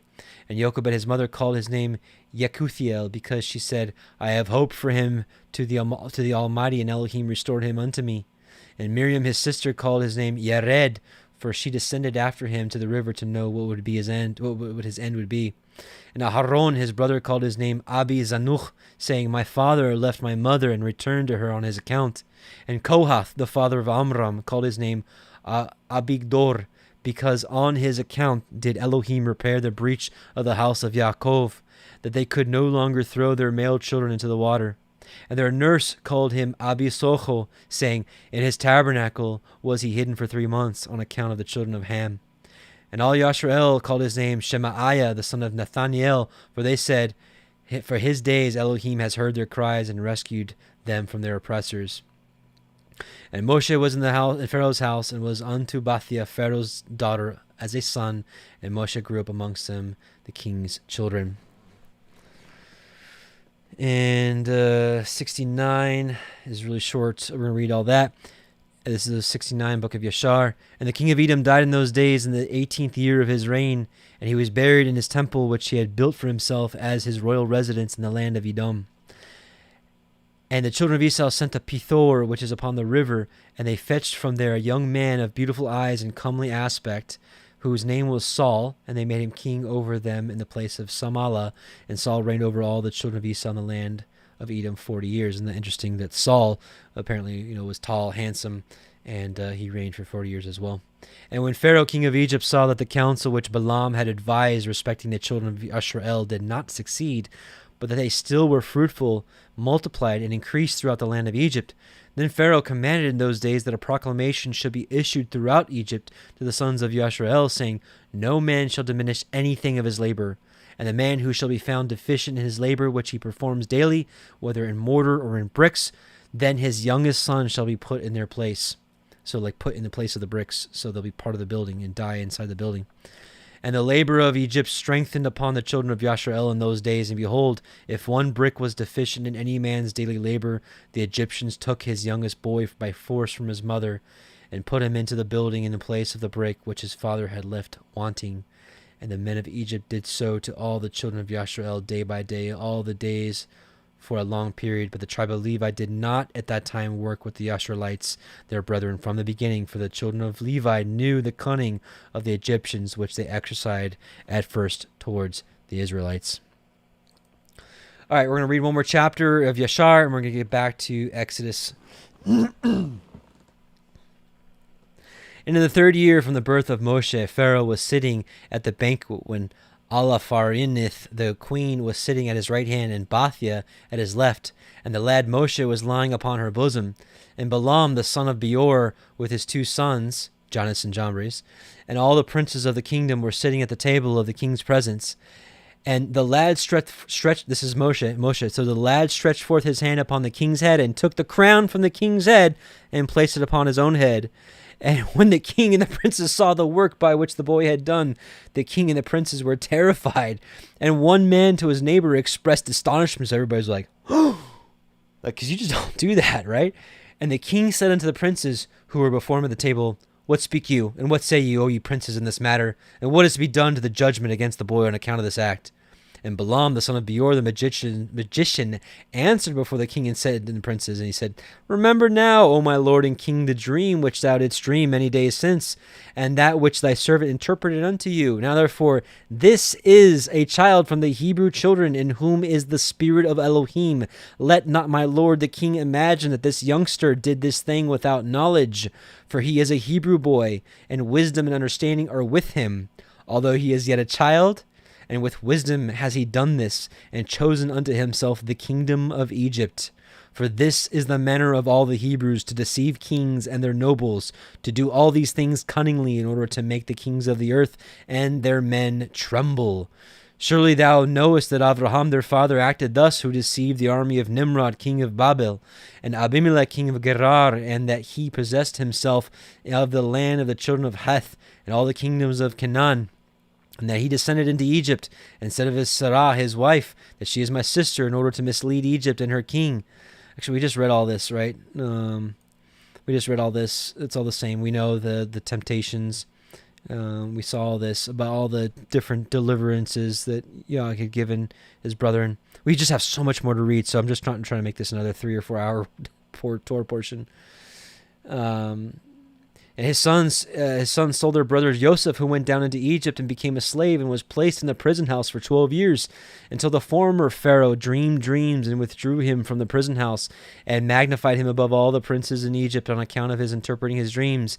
And when Elohim caused a famine throughout the land, he sent for and brought his father and all his brothers and the whole of his father's household, and supported them without price or reward, and bought the Egyptians for slaves. Now therefore, my lord and king, behold, this child has risen up in their stead in Egypt, to do according to their deeds, and to trifle with every king, prince, and judge. If it please the king, let us now spill his blood upon the ground, lest he grow up and take away the government from thy hand, and the hope of Egypt perish after he shall have reigned. And Balaam said to the king, let us moreover call for all the judges of Egypt, and the wise men thereof, and let us know if the judgment of death is due to this boy, as thou didst say, and then we will slay him.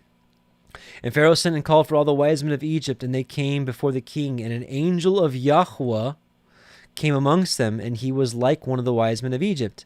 And the king said to the wise men, surely you have heard what this Hebrew boy who is in the house has done, and thus has Balaam judged in the matter. Now judge you also, and see what is due to the boy for the act he has committed. And the angel, who seemed like one of the wise men of Pharaoh, answered and said as follows, before all the wise men of Egypt, and before the king and the princes, if it please the king, let the king send for men, who shall bring before him an onyx stone, and a coal of fire, and place them before the child. And if the child shall stretch forth his hand and take the onyx stone, then shall we know that with wisdom has the youth done all that he has done, and we must slay him. But if he stretch forth his hand upon the coal, then we shall know that it was not with knowledge that he did this thing, and he shall live. And the thing seemed good in the eyes of the king and the princes, so the king did according to the word of the angel of Yahuah. And the king ordered the onyx stone and the coal be brought in place before Moshe. Remember, Moses is a little baby at this point. And they placed the boy before them, And the lad endeavored to stretch forth his hand to the onyx stone, but the angel of Yahuwah took his hand and placed it upon the coal, and the coal became extinguished in his hand, and he lifted up and put it into his mouth, and burned a part of his lip and part of his tongue, and he became heavy in mouth and tongue. And a lot of people, I think, and a lot of people agree with me, this is why later on we find out that Moshe is slow of speech, slow of tongue, because he burnt his mouth bad because he put a hot coal of a fiery coal in his mouth. So, right. So Moshe was like, "Oh yeah, I'm grabbing the onyx stone," but the angel of Yahweh was like, "No, no, no, no." And when the king and princess saw this, they knew that Moshe had not acted with wisdom in taking off the crown from the king's head. So the king and the princes refrained from slaying the child. So Moshe remained in Pharaoh's house, growing up, and Yahweh was with him. And whilst the boy was in the king's house, he was robed in purple, and he grew amongst the children of the king. And when Moshe grew up in the king's house, Bathia, the daughter of Pharaoh, considered him as a son, and all the household of Pharaoh honored him, and all the men of Egypt were afraid of him. And he daily went forth and came into the land of Goshen, where his brethren, the children of Yashrael, were. And Moshe saw them daily in shortness of breath and hard labor. And Moshe asked them, saying, Wherefore is this labor meted out unto you day by day? And they told him all that had befallen them, and all the injunctions which Pharaoh had put upon them before his birth. And they told him all the counsels which Balaam the son of Beor had counseled against them, and what he had also counseled against him in order to slay him when he had taken the king's crown from off his head. And when Moshe heard these things, his anger was kindled against Balaam, and he sought to kill him. And he was an ambush for him day by day. And Balaam was afraid of Moshe, and he and his 2 sons rose up and went forth from Egypt. And they fled and delivered their souls, and betook themselves to the land of Cush, to Kikianus, the king of Cush. And Moshe was in the king's house, going out and coming in. Yahweh gave him favor in the eyes of Pharaoh, and in the eyes of all his servants, and in the eyes of all the people of Egypt. And they loved Moshe exceedingly. And the day arrived when Moshe went to Goshen to see his brethren, that he saw the children of Yashrael and their burdens and hard labor. And Moshe was grieved on their account. And Moshe returned to Egypt, and came to the house of Pharaoh, and came before the king. And Moshe bowed down before the king. And Moshe said unto Pharaoh, I pray thee, my lord, I have come to seek a small request from thee. Turn not away my face empty. And Pharaoh said unto him, Speak. And Moshe said unto Pharaoh, Let there be given unto thy servants, the children of Yashrael, who were in Goshen, 1 day to rest therein from their labor. And the king answered Moshe and said, Behold, I have lifted up thy face in this thing to grant thy request. And Pharaoh ordered a proclamation to be issued throughout Egypt and Goshen, saying, To you, all the children of Yashrael, thus says the king, For 6 days you shall do your work, but on the 7th day you shall rest, and shall not perform any work. Thus you shall do all the days as the king and Moshe the son of Bathia have commanded. And Moshe rejoiced at this thing which the king had granted him, and all the children of Yashrael did as Moshe ordered them. For this thing was from Yahuwah to the children of Yashrael, for Yahuwah had begun to remember the children of Yashrael, to save them for the sake of their fathers. And Yahuwah was with Moshe, and his fame went throughout Egypt. And Moshe became great in the eyes of all the Egyptians, and in the eyes of all the children of Yashrael, seeking good for his people Yashrael, and speaking words of peace regarding them to the king. Okay, so let's go back to finish up Exodus chapter 2 now. Or actually not finish it up. We're going to read a little portion here. A lot to read here. A lot of holes to fill. Let's see. How are we doing on time? An hour and a half in. Okay. Yeah.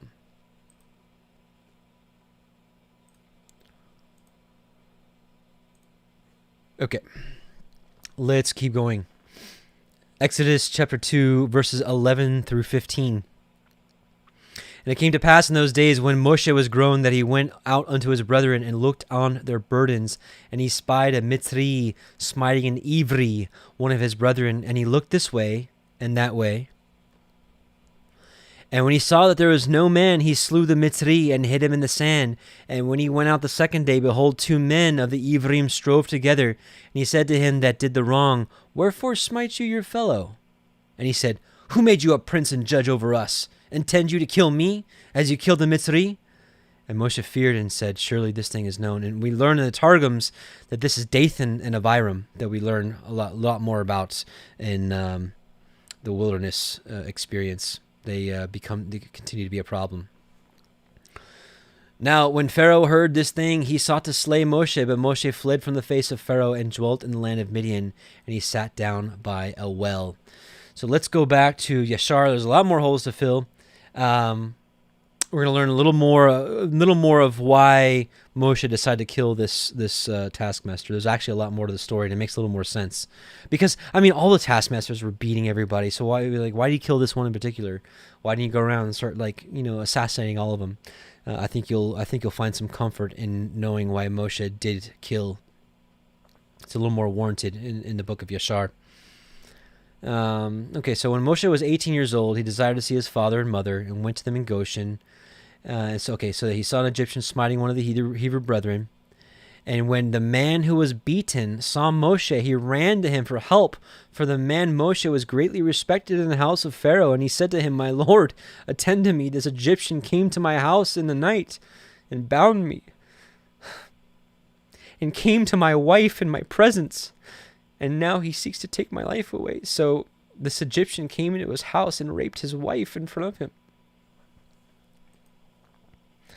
And when Moshe heard this wicked thing, his anger was kindled against the Egyptian. And he turned this way and the other, and when he saw there was no man, he smote the Egyptian and hid him in the sand, and delivered the Hebrew from the hand of him that smote him. And the Hebrew went to his house, and Moshe returned to his home, and went forth and came back to the king's house. And when the man had returned home, he thought of repudiating his wife, for it was not right in the house of Yaakov for any man to come to his wife after she had been defiled. And the woman went and told her brothers, and the woman's brothers sought to slay him, and he fled to his house and escaped. And on the second day Moshe went forth to his brethren, and saw, and behold, 2 men were quarreling. And he said to the wicked one, "Why dost thou smite thy neighbor?" And he answered him and said to him, "Who has set thee for a prince and a judge over us? Dost thou think to slay me as thou didst slay the Egyptian?" And Moshe was afraid, and he said, "Surely this thing is known." And Pharaoh heard of this affair, and he ordered Moshe to be slain. So Elohim sent his angel, and he appeared unto Pharaoh in the likeness of a captain of the guard. And the angel of Yahuah took the sword from the hand of the captain of the guard, and took his head off with it. For the likeness of the captain of the guard was turned into the likeness of Moshe. And the angel of Yahuah took hold of the right hand of Moshe, and brought him forth from Egypt, and placed him from without the borders of Egypt, a distance of 40 days' journey. And Aharon his brother alone remained in the land of Egypt, and he prophesied in the children of Yashrael, saying, "Thus says Yahuah Elohim of your ancestors, throw away each man the abomination of his eyes, and do not defile yourselves with the idols of Egypt." And the children of Yashrael rebelled, and would not hearken to Aharon at that time. And Yahuah thought to destroy them, were it not that Yahuah remembered the covenant which he had made with Abraham, Yitzchak, and Yaakov. And in those days the hand of Pharaoh continued to be severe against the children of Yashrael, and he crushed and oppressed them until the time when Elohim sent forth his word. We know who that is, and took notice of them. All right. Okay, so we're going to skip this. So if you want to know the whole story, read Yashar chapter 72. Long story short, there apparently was a time in between from Egypt before he went to Midian. There was apparently, I think, 20 years, or maybe it's 40 years, 20 years, where he was in the land of Cush and became the king of Cush for like 20 years. And then afterwards, they sent him away. And then that's when he wandered and went to Midian. But we're going to skip this part here. And, so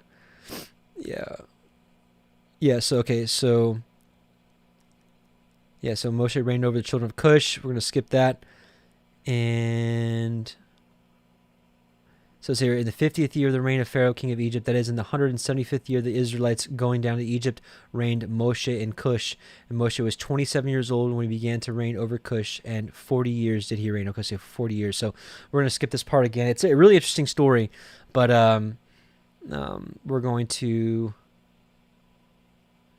Yeah, I actually want to read this little part here. And Balaam the magician, when he saw that the city was taken, this is Cush still, he opened the gate, and he and his 2 sons and 8 brothers fled and returned to Egypt, to Pharaoh, king of Egypt. They are the sorcerers and magicians who are mentioned in the book of the Torah, standing against Moshe when Yahuah brought the plagues upon Egypt. And we know, again, Jonas and Jambres, we know that this story, we know that at least Paul read this story because Paul repeated their name. Actually, excuse me. So the names of Jonas and Jambres are in Yashar, and they're in the Targum. So he knew their names from somewhere. It was either from Yashar or that the Targums were the most ancient manuscripts, and their names were taken out for whatever reason. So we're gonna skip this part. Again, really interesting story. So if you want to read Jasher 72 and 73, I highly recommend it. And let's see, 74 we're going to skip anyways because that's different kingdoms, the reign of different kings and different kingdoms. We're 75 we're going to skip. This is an interesting story. 30,000 men from Ephraim trusted in their own strength to go into Canaan and to take back their possession before the appointed time, and they were all killed except 10 of them. And we also learn from the Targums that the reason that Yahuah didn't take them the straightest route is because they would have seen all the dead bodies of all of their of all the 30,000 killed of Ephraim when they went to go try to get things done before their time.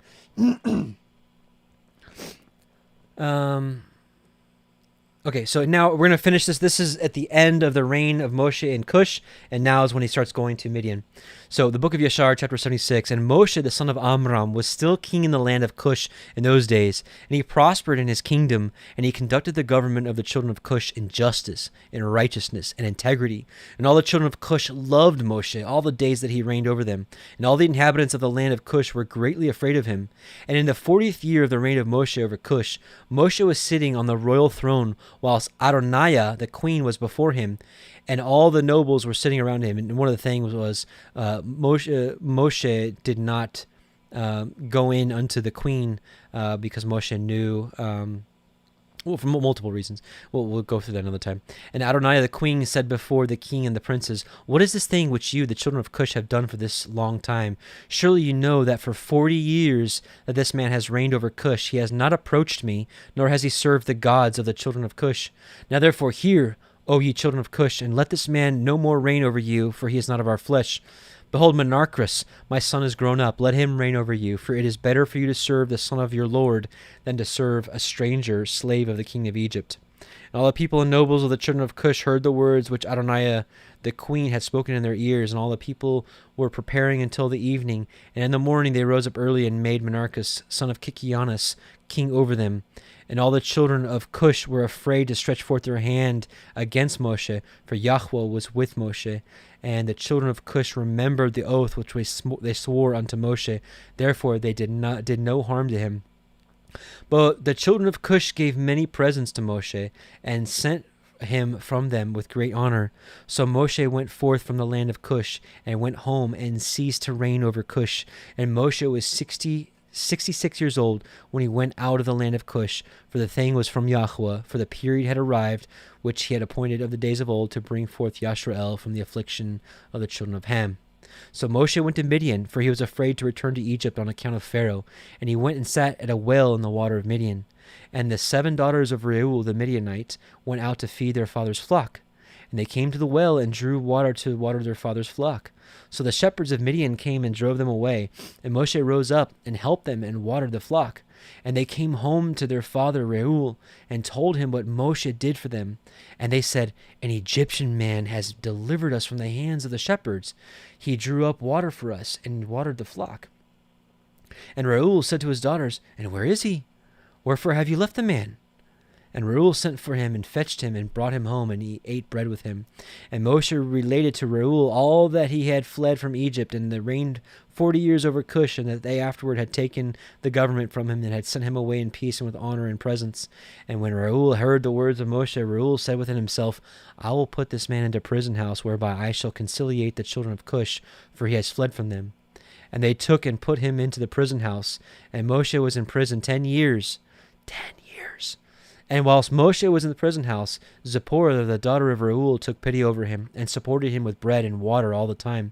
And all the children of Yashael were yet in the land of Egypt, serving the Egyptians in all manner of hard work.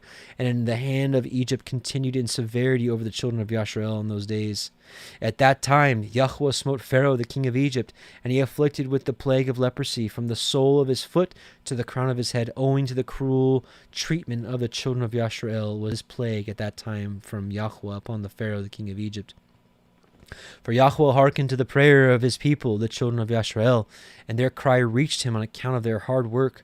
Still his anger did not turn from them, and the hand of Pharaoh was still stretched out against the children of Yashael. And Pharaoh hardened his neck before Yahuah, and he increased his yoke over the children of Yashael, and embittered their lives with all manner of hard work. And when Yahuah had inflicted the plague upon Pharaoh, king of Egypt, he asked his wise men and sorcerers to cure him. Now this gets very, very twisted. And his wise men and sorcerers said unto him that if the blood of little children were put into the wounds, he would be healed. Now think about that right now, and think about what the elite are doing with aborted fetuses and stem cells, or not. I don't know. I don't know all the correct terminology. That's not my area of expertise. But we know what they're doing with baby parts and baby blood and children's blood and all this kind of stuff, right? It's preserving their lives and giving them power in the flesh. That if the blood of the little children were put into the wounds, he would be healed. And Pharaoh hearkened to them, and sent his ministers to Goshen to the children of Yashael to take their little children. And Pharaoh's ministers went and took the infants of the children of Yashael from the bosoms of their mothers by force, and they brought them to Pharaoh daily, a child each day, and the physicians killed them and applied them to the plague. Thus did they all the days. And the number of the children which Pharaoh slew was 375. But Yahuah hearkened not to the physicians of the king of Egypt, and the plague went on increasing mightily. And Pharaoh was 10 years afflicted with that plague. Still the heart of Pharaoh was more hardened against the children of Yashael. And at the end of 10 years, Yahuah continued to afflict Pharaoh with destructive plagues. And Yahuah smote him with a bad tumor and sickness at the stomach, and that plague turned to a severe boil. At that time the two ministers of Pharaoh came from the land of Goshen, where all the children of Yashael were, and went to the house of Pharaoh and said to him, We have seen the children of Yashael slacken in their work and negligent in their labor. And when Pharaoh heard the words of his ministers, his anger was kindled against the children of Yashael exceedingly, for he was greatly grieved at his bodily pain. And he answered and said, Now that the children of Yashael know that I am ill, they turn and scoff at us. Now therefore harness my chariot for me, and I will betake myself to Goshen, and I will see the scoff of the children of Yashael with which they are deriding me. So his servants harnessed the chariot for him. And they took and made him ride upon a horse, for he was not able to ride on upon himself. And he took with him 10 horsemen and 10 footmen, and went to the children of Yashael to Goshen. And when they had come to the border of Egypt, the king's horse passed into a narrow place, elevated in the hollow part of the vineyard, fenced on both sides, the low plain country being on the other side. And the horses ran rapidly in that place, and pressed each other, and the horses pressed the king's horses, and the king's horses fell into the low plain, whilst the king was riding upon it. And when he fell, the chariot turned over the king's face, and the horse lay upon the king, and the king cried out, for his flesh was very sore. And the flesh of the king was torn from him, and his bones were broken, and he could not ride. For this thing was from Yahuah to him, for Yahuah had heard the cries of his people, the children of Yashael, and their affliction. And his servants carried him upon their shoulders a little at a time, and they brought him back to Egypt. And the horsemen who were with him came also back to Egypt. And they placed him in his bed, and the king knew that his end was come to die.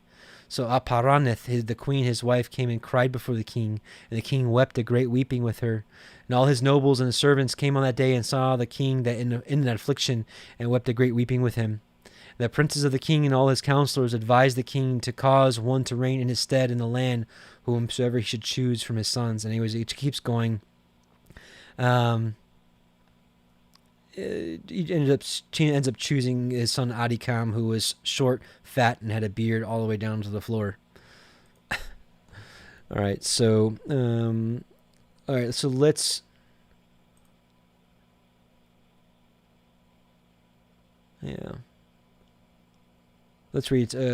read Exodus 2:16 through 25. Now the priests of Midian had 7 daughters, and they came and drew water and filled the troughs to water their father's flock. And the shepherds came and drove them away, but Moshe stood up and helped them and watered their flock. And when they came to Reuel, their father, he said, "How is it that you are come so soon today?" And they said, "A Mitzri delivered us out of the hand of the shepherds, and also drew water enough for us, and watered the flock." And he said unto his daughters, "And where is he? And why is it that ye have left the man? Call him, that he may eat bread." And Moshe was content to dwell with the man, and he gave Moshe Zipporah his daughter, and she bore him a son, and he called his name Gershom, for he said, "I have been a stranger in a strange land." And it came to pass in the process of time that the king of Mitzrayim died, and the children of Yasharel sighed by reason of the bondage, and they cried, and their cry came up to Elohim by reason of their bondage. And Elohim heard their groaning, and Elohim remembered his covenant with Avraham, and with Yitzchak, and with Yaakov. And Elohim looked upon the children of Yasharel, and Elohim had respect unto them.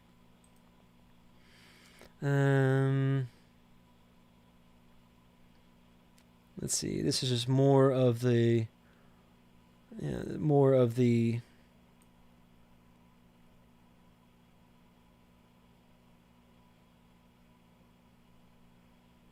more of the grievous punishments that Egypt did to Israel. Here we go. Okay. Here we go. So chapter 77 of Yashar, verse 26. This is where it just ended. Verse 25. And Elohim saw the burden of the children of Yasharel and their heavy work in those days, and he determined to deliver them. And Moshe the son of Amram was still confined in the dungeon in those days, in the house of Reuel the Midianite. And Zipporah the daughter of Reuel did support him with food secretly day by day. And Moshe was confined in the dungeon in the house of Reuel for 10 years. At the end of the 10 years, which was the first year of the reign of Pharaoh over Egypt, in the place of his father, Zipporah said to her father Reuel, "No person inquires or seeks after the Hebrew man, whom thou didst bind in prison now 10 years. Now therefore, if it seem good in thy sight, let us send and see whether he is living or dead." But her father knew not that she had supported him. And Reuel her father answered and said to her, "Has ever such a thing happened, that a man should be shut up in prison without food for 10 years, and that he should live?" And Zipporah answered her father, saying, "Surely thou hast heard that the Elohim of the Hebrews is great and awful, and does wonders for them at all times. He it was who delivered Avraham from Ur the Chaldeans, and Yitzchak from the sword of his father, and Yaakov from the angel of Yahuah, who wrestled with him at the ford of Yabuk. Also with this man he has done many things, and he delivered him from the river in Egypt, and from the sword of Pharaoh, and from the children of Cush. So also he can deliver him from famine and make him live." And this thing seemed good in the sight of Reuel, and he did according to the word of his daughter, and sent to the dungeon to ascertain what became of Moshe. And he saw, and behold, man, Moshe was living in the dungeon, standing upon his feet, praising and praying to Yahuah Elohim of his ancestors. And Reuel commanded Moshe to be brought out of the dungeon, so they shaved him, and he changed his prison garments, and ate bread. And afterwards Moshe went into the garden of Reuel, which was behind the house, and there he prayed to Yahuah his Elohim, who had done mighty wonders for him.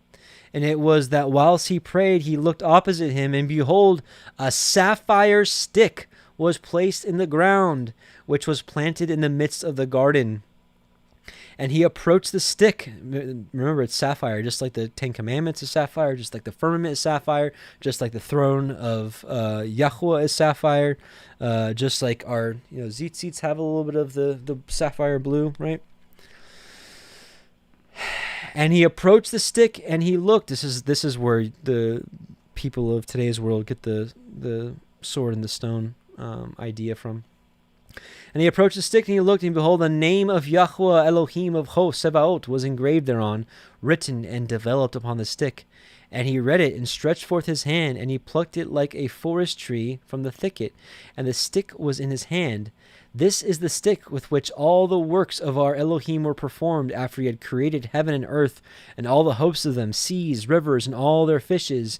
And when Elohim had driven Adam from the Garden of Eden, he took the stick in his hand, and went and tilled the ground from which it was taken. And the stick came down to Noah, and was given to Shem and his descendants, until it came into the hand of Avraham the Hebrew. And when Avraham had given all he had to his son Yitzchak, he also gave him his stick. And when Yaakov had fled to Padan Aram, he took it into his hand. And when he returned to his father, he had not left it behind him. Also, when he went down to Egypt, he took it in his hand and gave it unto Joseph, one portion above his brethren. For Yaakov had taken it by force from his brother Esau. And after the death of Joseph, the nobles of Egypt came into the house of Joseph, and the stick came into the hand of Reuel the Midianite. And when he went out of Egypt, he took it in his hand and planted it in his garden. And all the mighty men of the Kenites tried to pluck it when they endeavored to get Zipporah his daughter, but they were unsuccessful, so that the stick remained planted in the garden of Reuel until he came who had a right to it and took it. And when Reuel saw the stick in the hand of Moshe, he wondered at it, and he gave him his daughter Zipporah for a wife.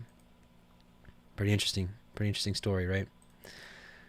Okay, now we're going to read all of Exodus chapter 3. Very important one.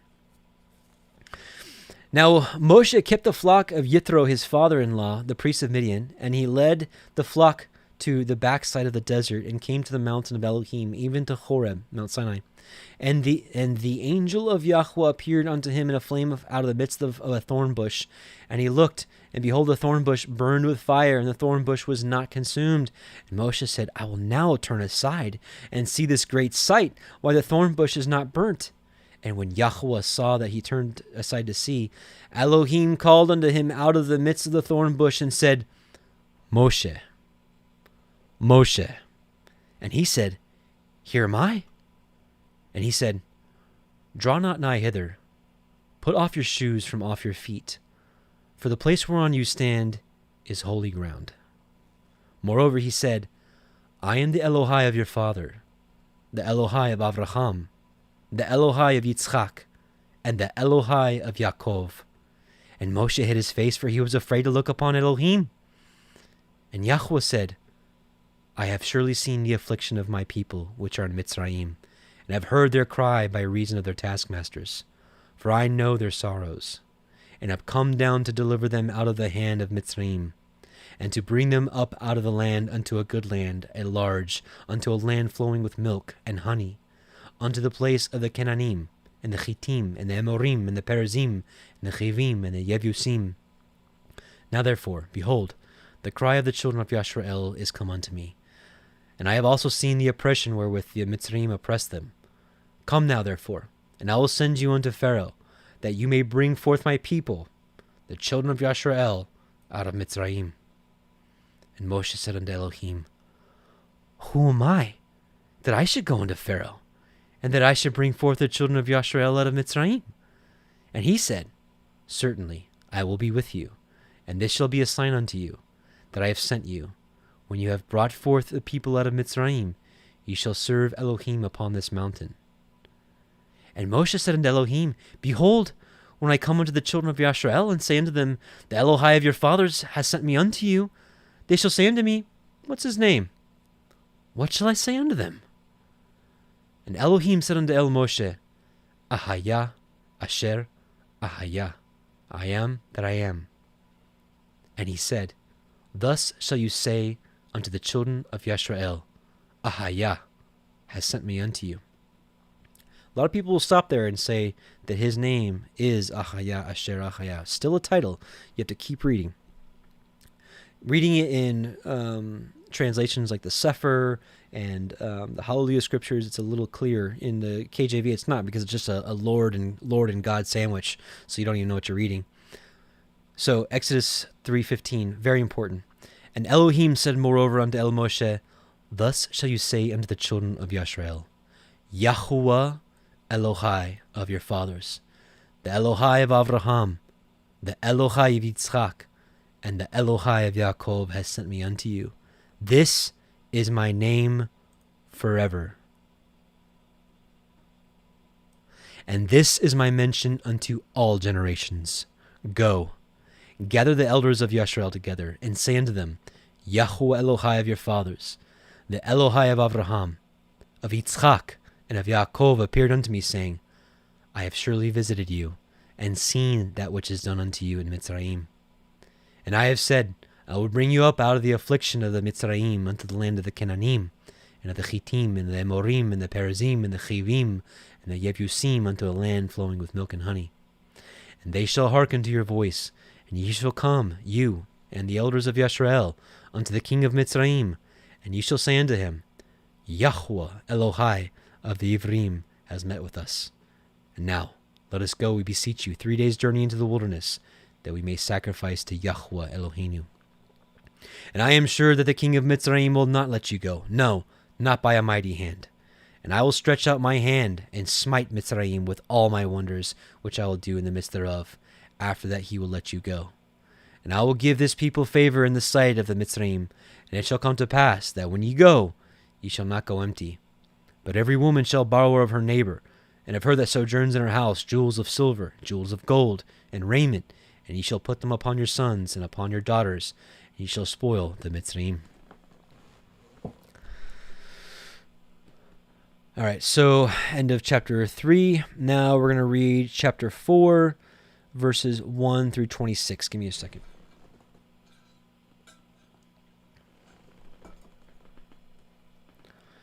And Moshe answered and said, But behold, they will not believe me, nor hearken unto my voice, for they will say, Yahuah has not appeared unto you. And Yahuah said unto him, What is that in your hand? And he said, A rod. And he said, Cast it on the ground. And he cast it on the ground, and it became a serpent. And Moshe fled from before it. And Yahuah said unto Moshe, Put forth your hand, and take it by the tail. And he put forth his hand, and caught it. And it became a rod in his hand, that they may believe that Yahuah Elohai of their fathers, the Elohai of Abraham, the Elohai of Yitzchak, and the Elohai of Yaakov has appeared unto you. And Yahuah said furthermore unto him, Put now your hand into your bosom. And he put his hand into his bosom. And when he took it out, behold, his hand was leprous as snow. And he said, Put your hand into your bosom again. And he put his hand into his bosom again, and plucked it out of his bosom. And behold, it was turned again as his other flesh. And it shall come to pass, if they will not believe you, neither hearken to the voice of the first sign, that they will believe the voice of the latter sign. And it shall come to pass, if they do not believe these two signs, neither hearken unto your voice, that you shall take of the water of the river and pour it upon the dry land, and the water which you take out of the river shall become blood upon the dry land. And Moshe said unto Yahuah, O my Adonai, I am not eloquent, neither heretofore, nor since you have spoken unto your servant, but I am slow of speech and slow of tongue. And Yahuah said unto him, Who has made man's mouth? Or who makes the dumb, or deaf, or the seeing, or the blind? Have not I, Yahuah? Now therefore go, and I will be with your mouth, and teach you what you shall say. And he said, O my Adonai, send, I pray you, by the hand of him whom you will send. And the anger of Yahuah was kindled against Moshe, and he said, Is not Aharon the Levi your brother? I know that he can speak well. And also, behold, he comes forth to meet you, and when he sees you, he will be glad in his heart. And you shall speak unto him, and put words in his mouth, and I will be with your mouth, and with his mouth, and will teach you what you shall do. And he shall be your spokesman unto the people, and he shall be, even he shall be to you instead of a mouth, and ye shall be to him instead of Elohim. And ye shall take this rod in your hand, wherewith ye shall do these signs. We keep going till verse 26. Okay. And Moshe went and returned to Yitro his father-in-law, and said unto him, Let me go, I pray you, and return unto my brethren which are in Mitzrayim, and see whether they be yet alive. And Yitro said unto Moshe, Go in peace. And Yahuah said unto Moshe and Midian, Go, return into Mitzrayim, for all the men are dead which sought your life. And Moshe took his woman and his sons, and set them upon an ass. And he returned to the land of Mitzrayim. And Moshe took the rod of Elohim in his hand. And Yahuah said unto Moshe, When you go to return into Mitzrayim, see that you do all these wonders before Pharaoh, which I have put in your hand. But I will harden his heart, that he shall not let his people go. And you shall say unto Pharaoh, Thus says Yahuah, Yasharel is my son, even my firstborn. And I say unto you, Let my son go, that he may serve me. And if you refuse to let him go, behold, I will slay your son, even your firstborn. And it came to pass by the way in the inn that Yahuah met him and sought to kill him. This is really not Yahuah. I'll show you in a second. Then Zipporah took a sharp stone and cut off the foreskin of her son and cast it at his feet and said, Surely a bloody man you are to me. This is not really what happened at all. We'll show you with how this really went down here in a second. So he let him go and then said, A bloody man you are because of the circumcision. So let's take a look at Yashar 78. Yashar 78, 7 through 16. Okay. In those days, Moshe, the son of Amram in Midian, took Zipporah, the daughter of Reuel, the Midianite, for a wife. And Zipporah walked in the ways of the daughters of Yaakov. She was nothing short of the righteousness of Sarah, Rebekah, Rachel, and Leah. And Zipporah conceived and bare a son and called his name Gershom, for he said, I was a stranger in a foreign land. But he circumcised not his foreskin at the command of Reuel, his father-in-law. And she conceived again and bare a son, but circumcised his foreskin, and called his name Eliezer. For Moshe said, because the Elohim of my father was my help, and delivered me from the sword of Pharaoh. And Pharaoh king of Egypt greatly increased the labor of the children of Yisrael in those days, and continued to make his yoke heavier upon the children of Yisrael. And he ordered a proclamation to be made in Egypt, saying, give no more straw to the people to make bricks with. Let them go and gather themselves straw as they can find it. This is all the same. So let's actually, I want to answer that question about the, here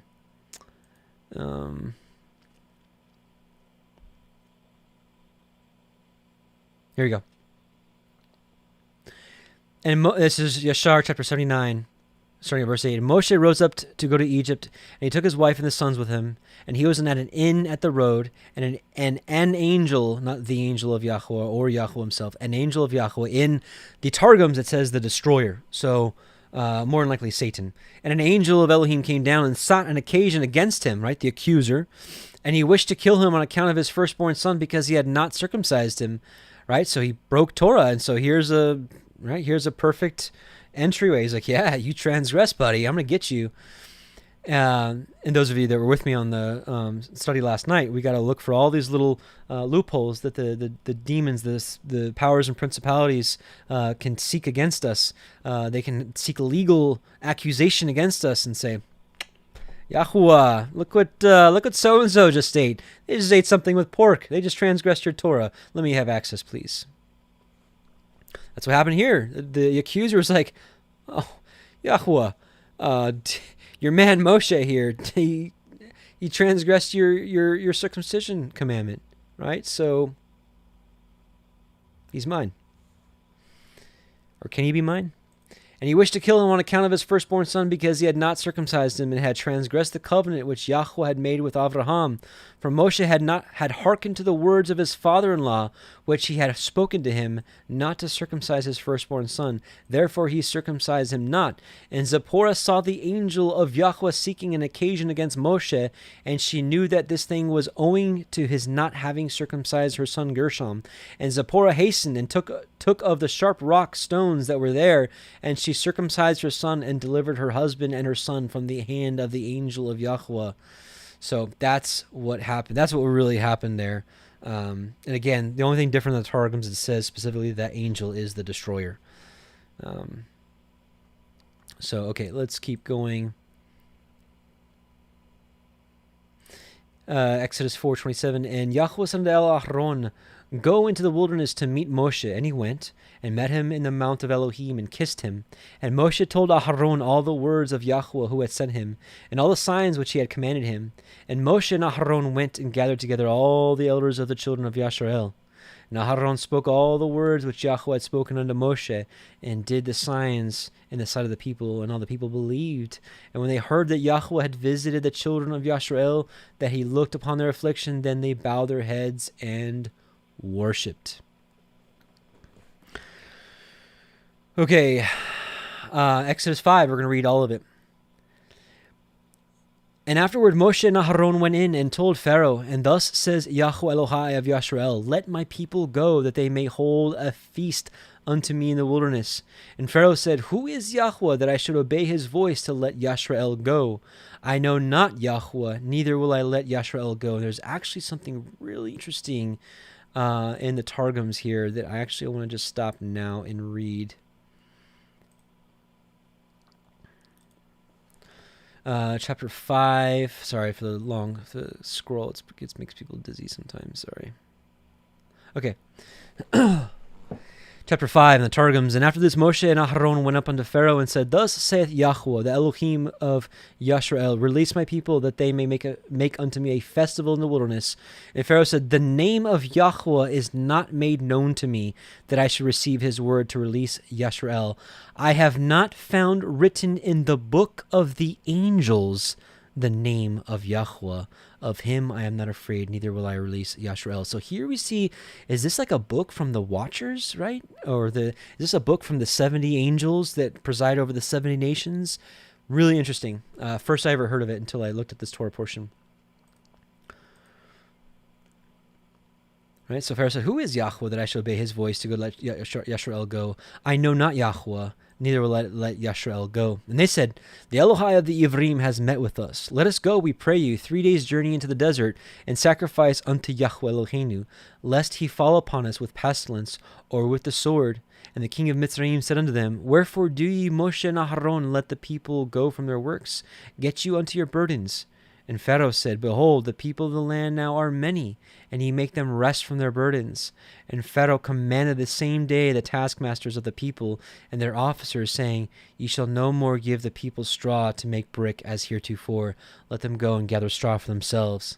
And the tale of the bricks which they did make heretofore, ye shall lay upon them. Ye shall not diminish aught thereof, for they be idle.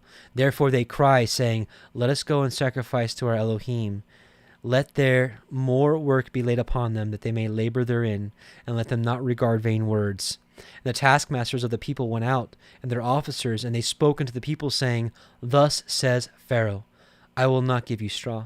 Go ye, get ye straw where you can find it, yet not aught of your work should be diminished. So you got to do extra work, and you better get all the work still done. So the people were scattered abroad through all the land of Mitzrayim to gather the stubble instead of straw, and the taskmasters hasted them, saying, Fulfill your works and your daily tasks, as when there was straw. And the officers of the children of Yisrael, which Pharaoh's taskmasters had set over them, were beaten, and demanded, Wherefore have ye not fulfilled your tasks in making brick both yesterday and today as heretofore?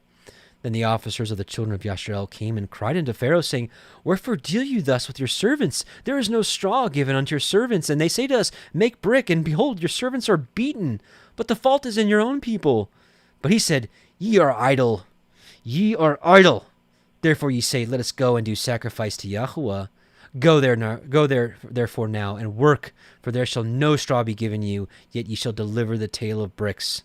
And the officers of the children of Yisrael did see that they were in evil case after it was said, Ye shall not diminish aught from your bricks of your daily task. And they met Moshe and Aharon, who stood in the way as they came forth from Pharaoh. And they said unto him, Yahuah will look upon you and judge, because you have made our Savior to be abhorred in the eyes of Pharaoh and in the eyes of his servants, to put a sword in their hand to slay us. And Moshe returned unto Yahuah and said, Adonai, wherefore have you so evil entreated this people? Why is it that you have sent me? For since I came to Pharaoh to speak in your name, he has done evil to this people, neither have you delivered your people at all. All right, so let's read more of Yashar 79. This will be actually the last portion, where it's about 10 verses, and then we got one verse in Exodus 6, and we're done for this week. So Yashar 79, 21 through 31.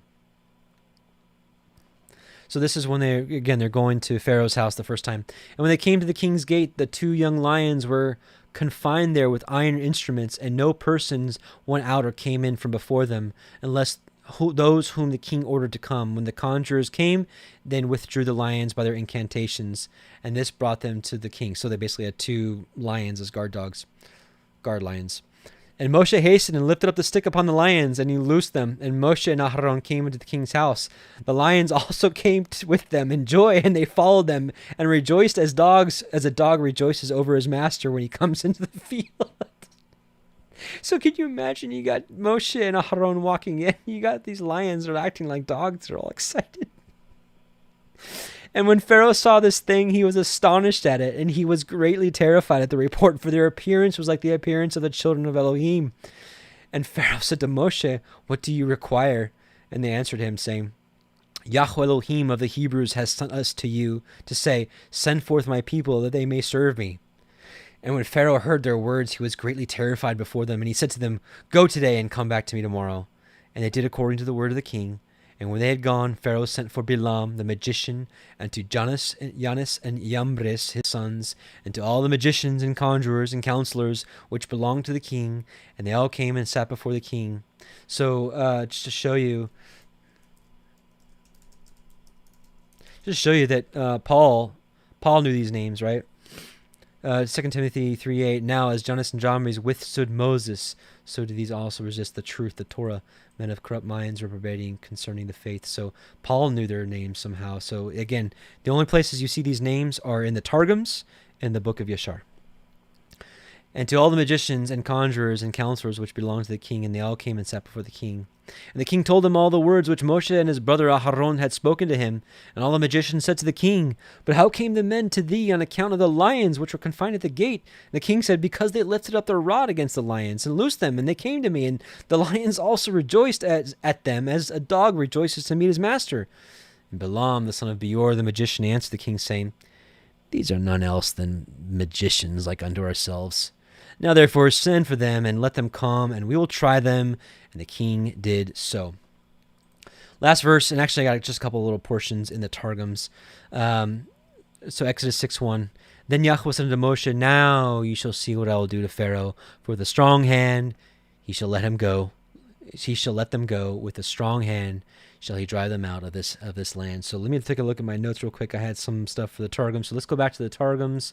Just a couple little nuggets to point out here. So chapter 1, third portion.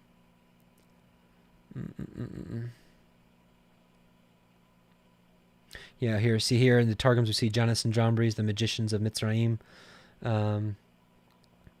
Here we go. Therefore did Pharaoh, king of Mitzrayim, give counsel to the Hebrew wives, the name of one who is Shiphrah, who is Jochebed, and the name of the other Puah, who is Miriam, her daughter. And this is where he commands them to kill them. But the midwives feared before Yahuwah and would not do according to what the king of Mitzrayim had said to them, but they saved the children. And the king of Mitzrayim called the midwives and said to them, why have you done this thing and have saved the children? And the midwives said to Pharaoh, the Hebrew women are not as the Mitzrayit, for they are sturdy or courageous and wise-minded. Before the midwife cometh to them, they lift up their eyes in prayer, supplicating mercy before their Father who is in heaven, who heareth the voice of their prayer, and at once they are heard and bring forth and are delivered in peace. And Yahuwah did good to the midwives, and the people multiplied and prevailed greatly. And for as much as the midwives feared before Yahuwah, they obtained for themselves a good name unto the ages, and the word of Yahuwah builded for them a royal house, even the house of the high priesthood. So this is what it was talking about when in chapter 1, where it said he built those two midwives a house. He built them the high priesthood because, again, this was Jochebed, the mother of Miriam, Aaron, and Moshe, and Miriam, right? So that was an interesting little nugget in the Targums this week. Let's see, chapter 2, just to show you, it's just something minor, but just to show you the two people that were fighting were Dathan and Abiram right here. And we went out the second day and looked, and behold, Dathan and Abiram, the men of the Hebrews, contended, seeing that Dathan put forth his hand against Abiram to smite him. And he said to him, wherefore thou dost thou smite thy companion? So let's see. Let's see here.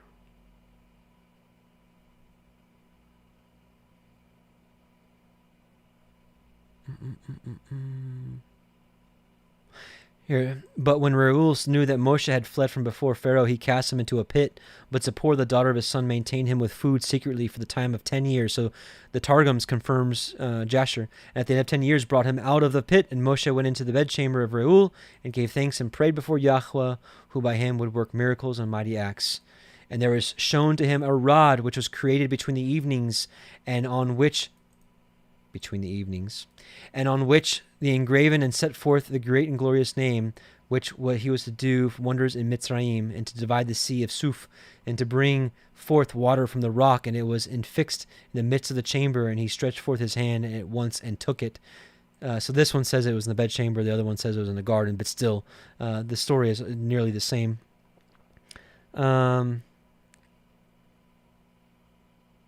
Yeah, and here we see also a confirmation, second witness for what's written in Jasher about the blood. And it was after many of those days that the king of Mitzrayim was struck with a disease, and he commanded to kill the firstborn of the sons of Israel, that he might bathe himself in their blood to be healed.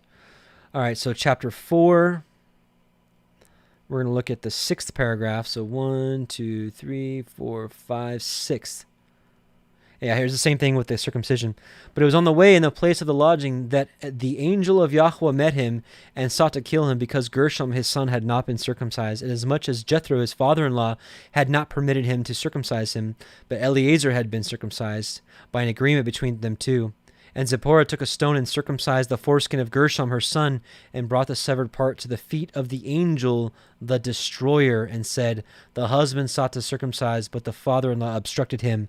And now let this blood of the circumcision atone for my husband. It's a good wife. Very good wife. Okay, so let's see. Yeah, okay, then we read the other thing about the book of the angels. The book of the angels, they did not find the name of Yahuwah in it. So, interesting stuff. Amazing Torah portion. It's probably one of my favorites because there's just so much to learn in this one. There's so many holes to fill. I pray that you were blessed by it as much as I was to go through it. So let's pray together. We're going to pray, do the priestly blessing, and we're going to do the Ten Commandments song. And we will scatter and finish our Shabbats. We'll finish our Shabbats in awesomeness. I don't know. I lost of words there. So let's pray. Heavenly Father, O Yahuwah, we come before you in your Son Yahusha HaMashiach's name, and we thank you first and foremost for your word, our Messiah. Your word is a lamp unto our feet. And we just thank you so much for salvation through belief and his atonement for us. And we thank you for reconciling us back to you, O Yahuwah. We thank you for opening our eyes to your Torah, the full breadth of your scripture. And we just thank you for opening our eyes to these kind of books that we can start to understand truly what the past has happened. And certainly you can learn more for the future. And we just thank you so much for opening our eyes to these books, and we just bless you on this Shabbat. We thank you for all that you do. We thank you for this amazing day of rest. We thank you for giving us the Ruach HaKodesh, and we just ask you to continue to strengthen us every day. We thank you for this congregation, this public gathering of reading and studying your word. And we pray that it was a blessing in your sight, that people want to do this in the last days and truly do it, not with double-mindedness, but with a single-mindedness towards you. Oh, Yahuwah, please continue to prune us, to remove anything from us that is not of you, because we want to be righteous in your eyes. We want to do what's right in your eyes and to bring forth that true fruit.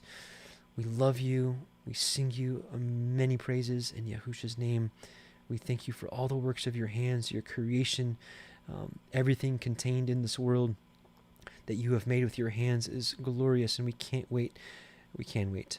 We are eagerly waiting for Yahusha to come and to reign it in righteousness and to be part of your kingdom. We pray that we may be accounted worthy to escape all these things that are coming to pass and to stand before the Son of Man and to be with you forever. We love you in Yahusha's name. Amen and amen. Hallelujah. Hallelujah. So, Yevarechecha Yahuwah Beyish Merecha Ya'er Yahuwah Panav Elecha V'chuneka Yisa Yahuwah Panav Elecha V'yasem Lecha Shalom. Yahuwah will bless you and keep you. Yahuwah will make his face shine upon you and be gracious unto you. Yahuwah will lift up his countenance upon you and give you shalom, especially on this Shabbat. Amen and amen. And here is the Ten Commandments song. So hope you enjoy it, and we'll end this stream. Let's sing a little song about the two greatest commandments, loving Yahuwah and loving people. Let's start with how we love him. You shall not have any other Elohim before him. You any graven images, for you are his. You shall not bow down to them, nor shall you ever serve them. Keeping his commandment shows you love him. Yahusha did not abolish but strengthen them. Blessed are those who keep his way. They may have the right to enter through the gate.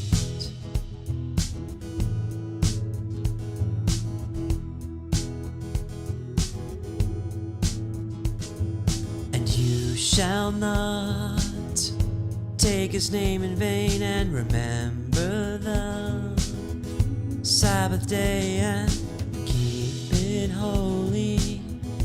Work 6 days and then we rest and be refreshed. Honor your mom and dad, and then you'll be surely glad. Keeping his commandment shows you love him. Yahusha did not abolish but strengthen them. Blessed are those who keep his way.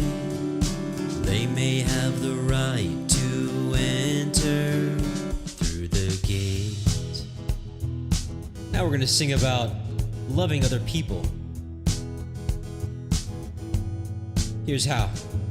And you shall not murder anyone, even in your heart. Love everyone, and you shall not commit adultery, even in your mind. Put that all behind, and you shall not steal anything. Be satisfied with what Yah provides, and you shall not tell any lies, for he sees all who's above the skies. You shall not covet anything, but keep his ways. You won't lack a thing. Keeping his commandment shows you love him. Yahusha did not abolish but strengthen them. Blessed are those who keep his way. They may have the right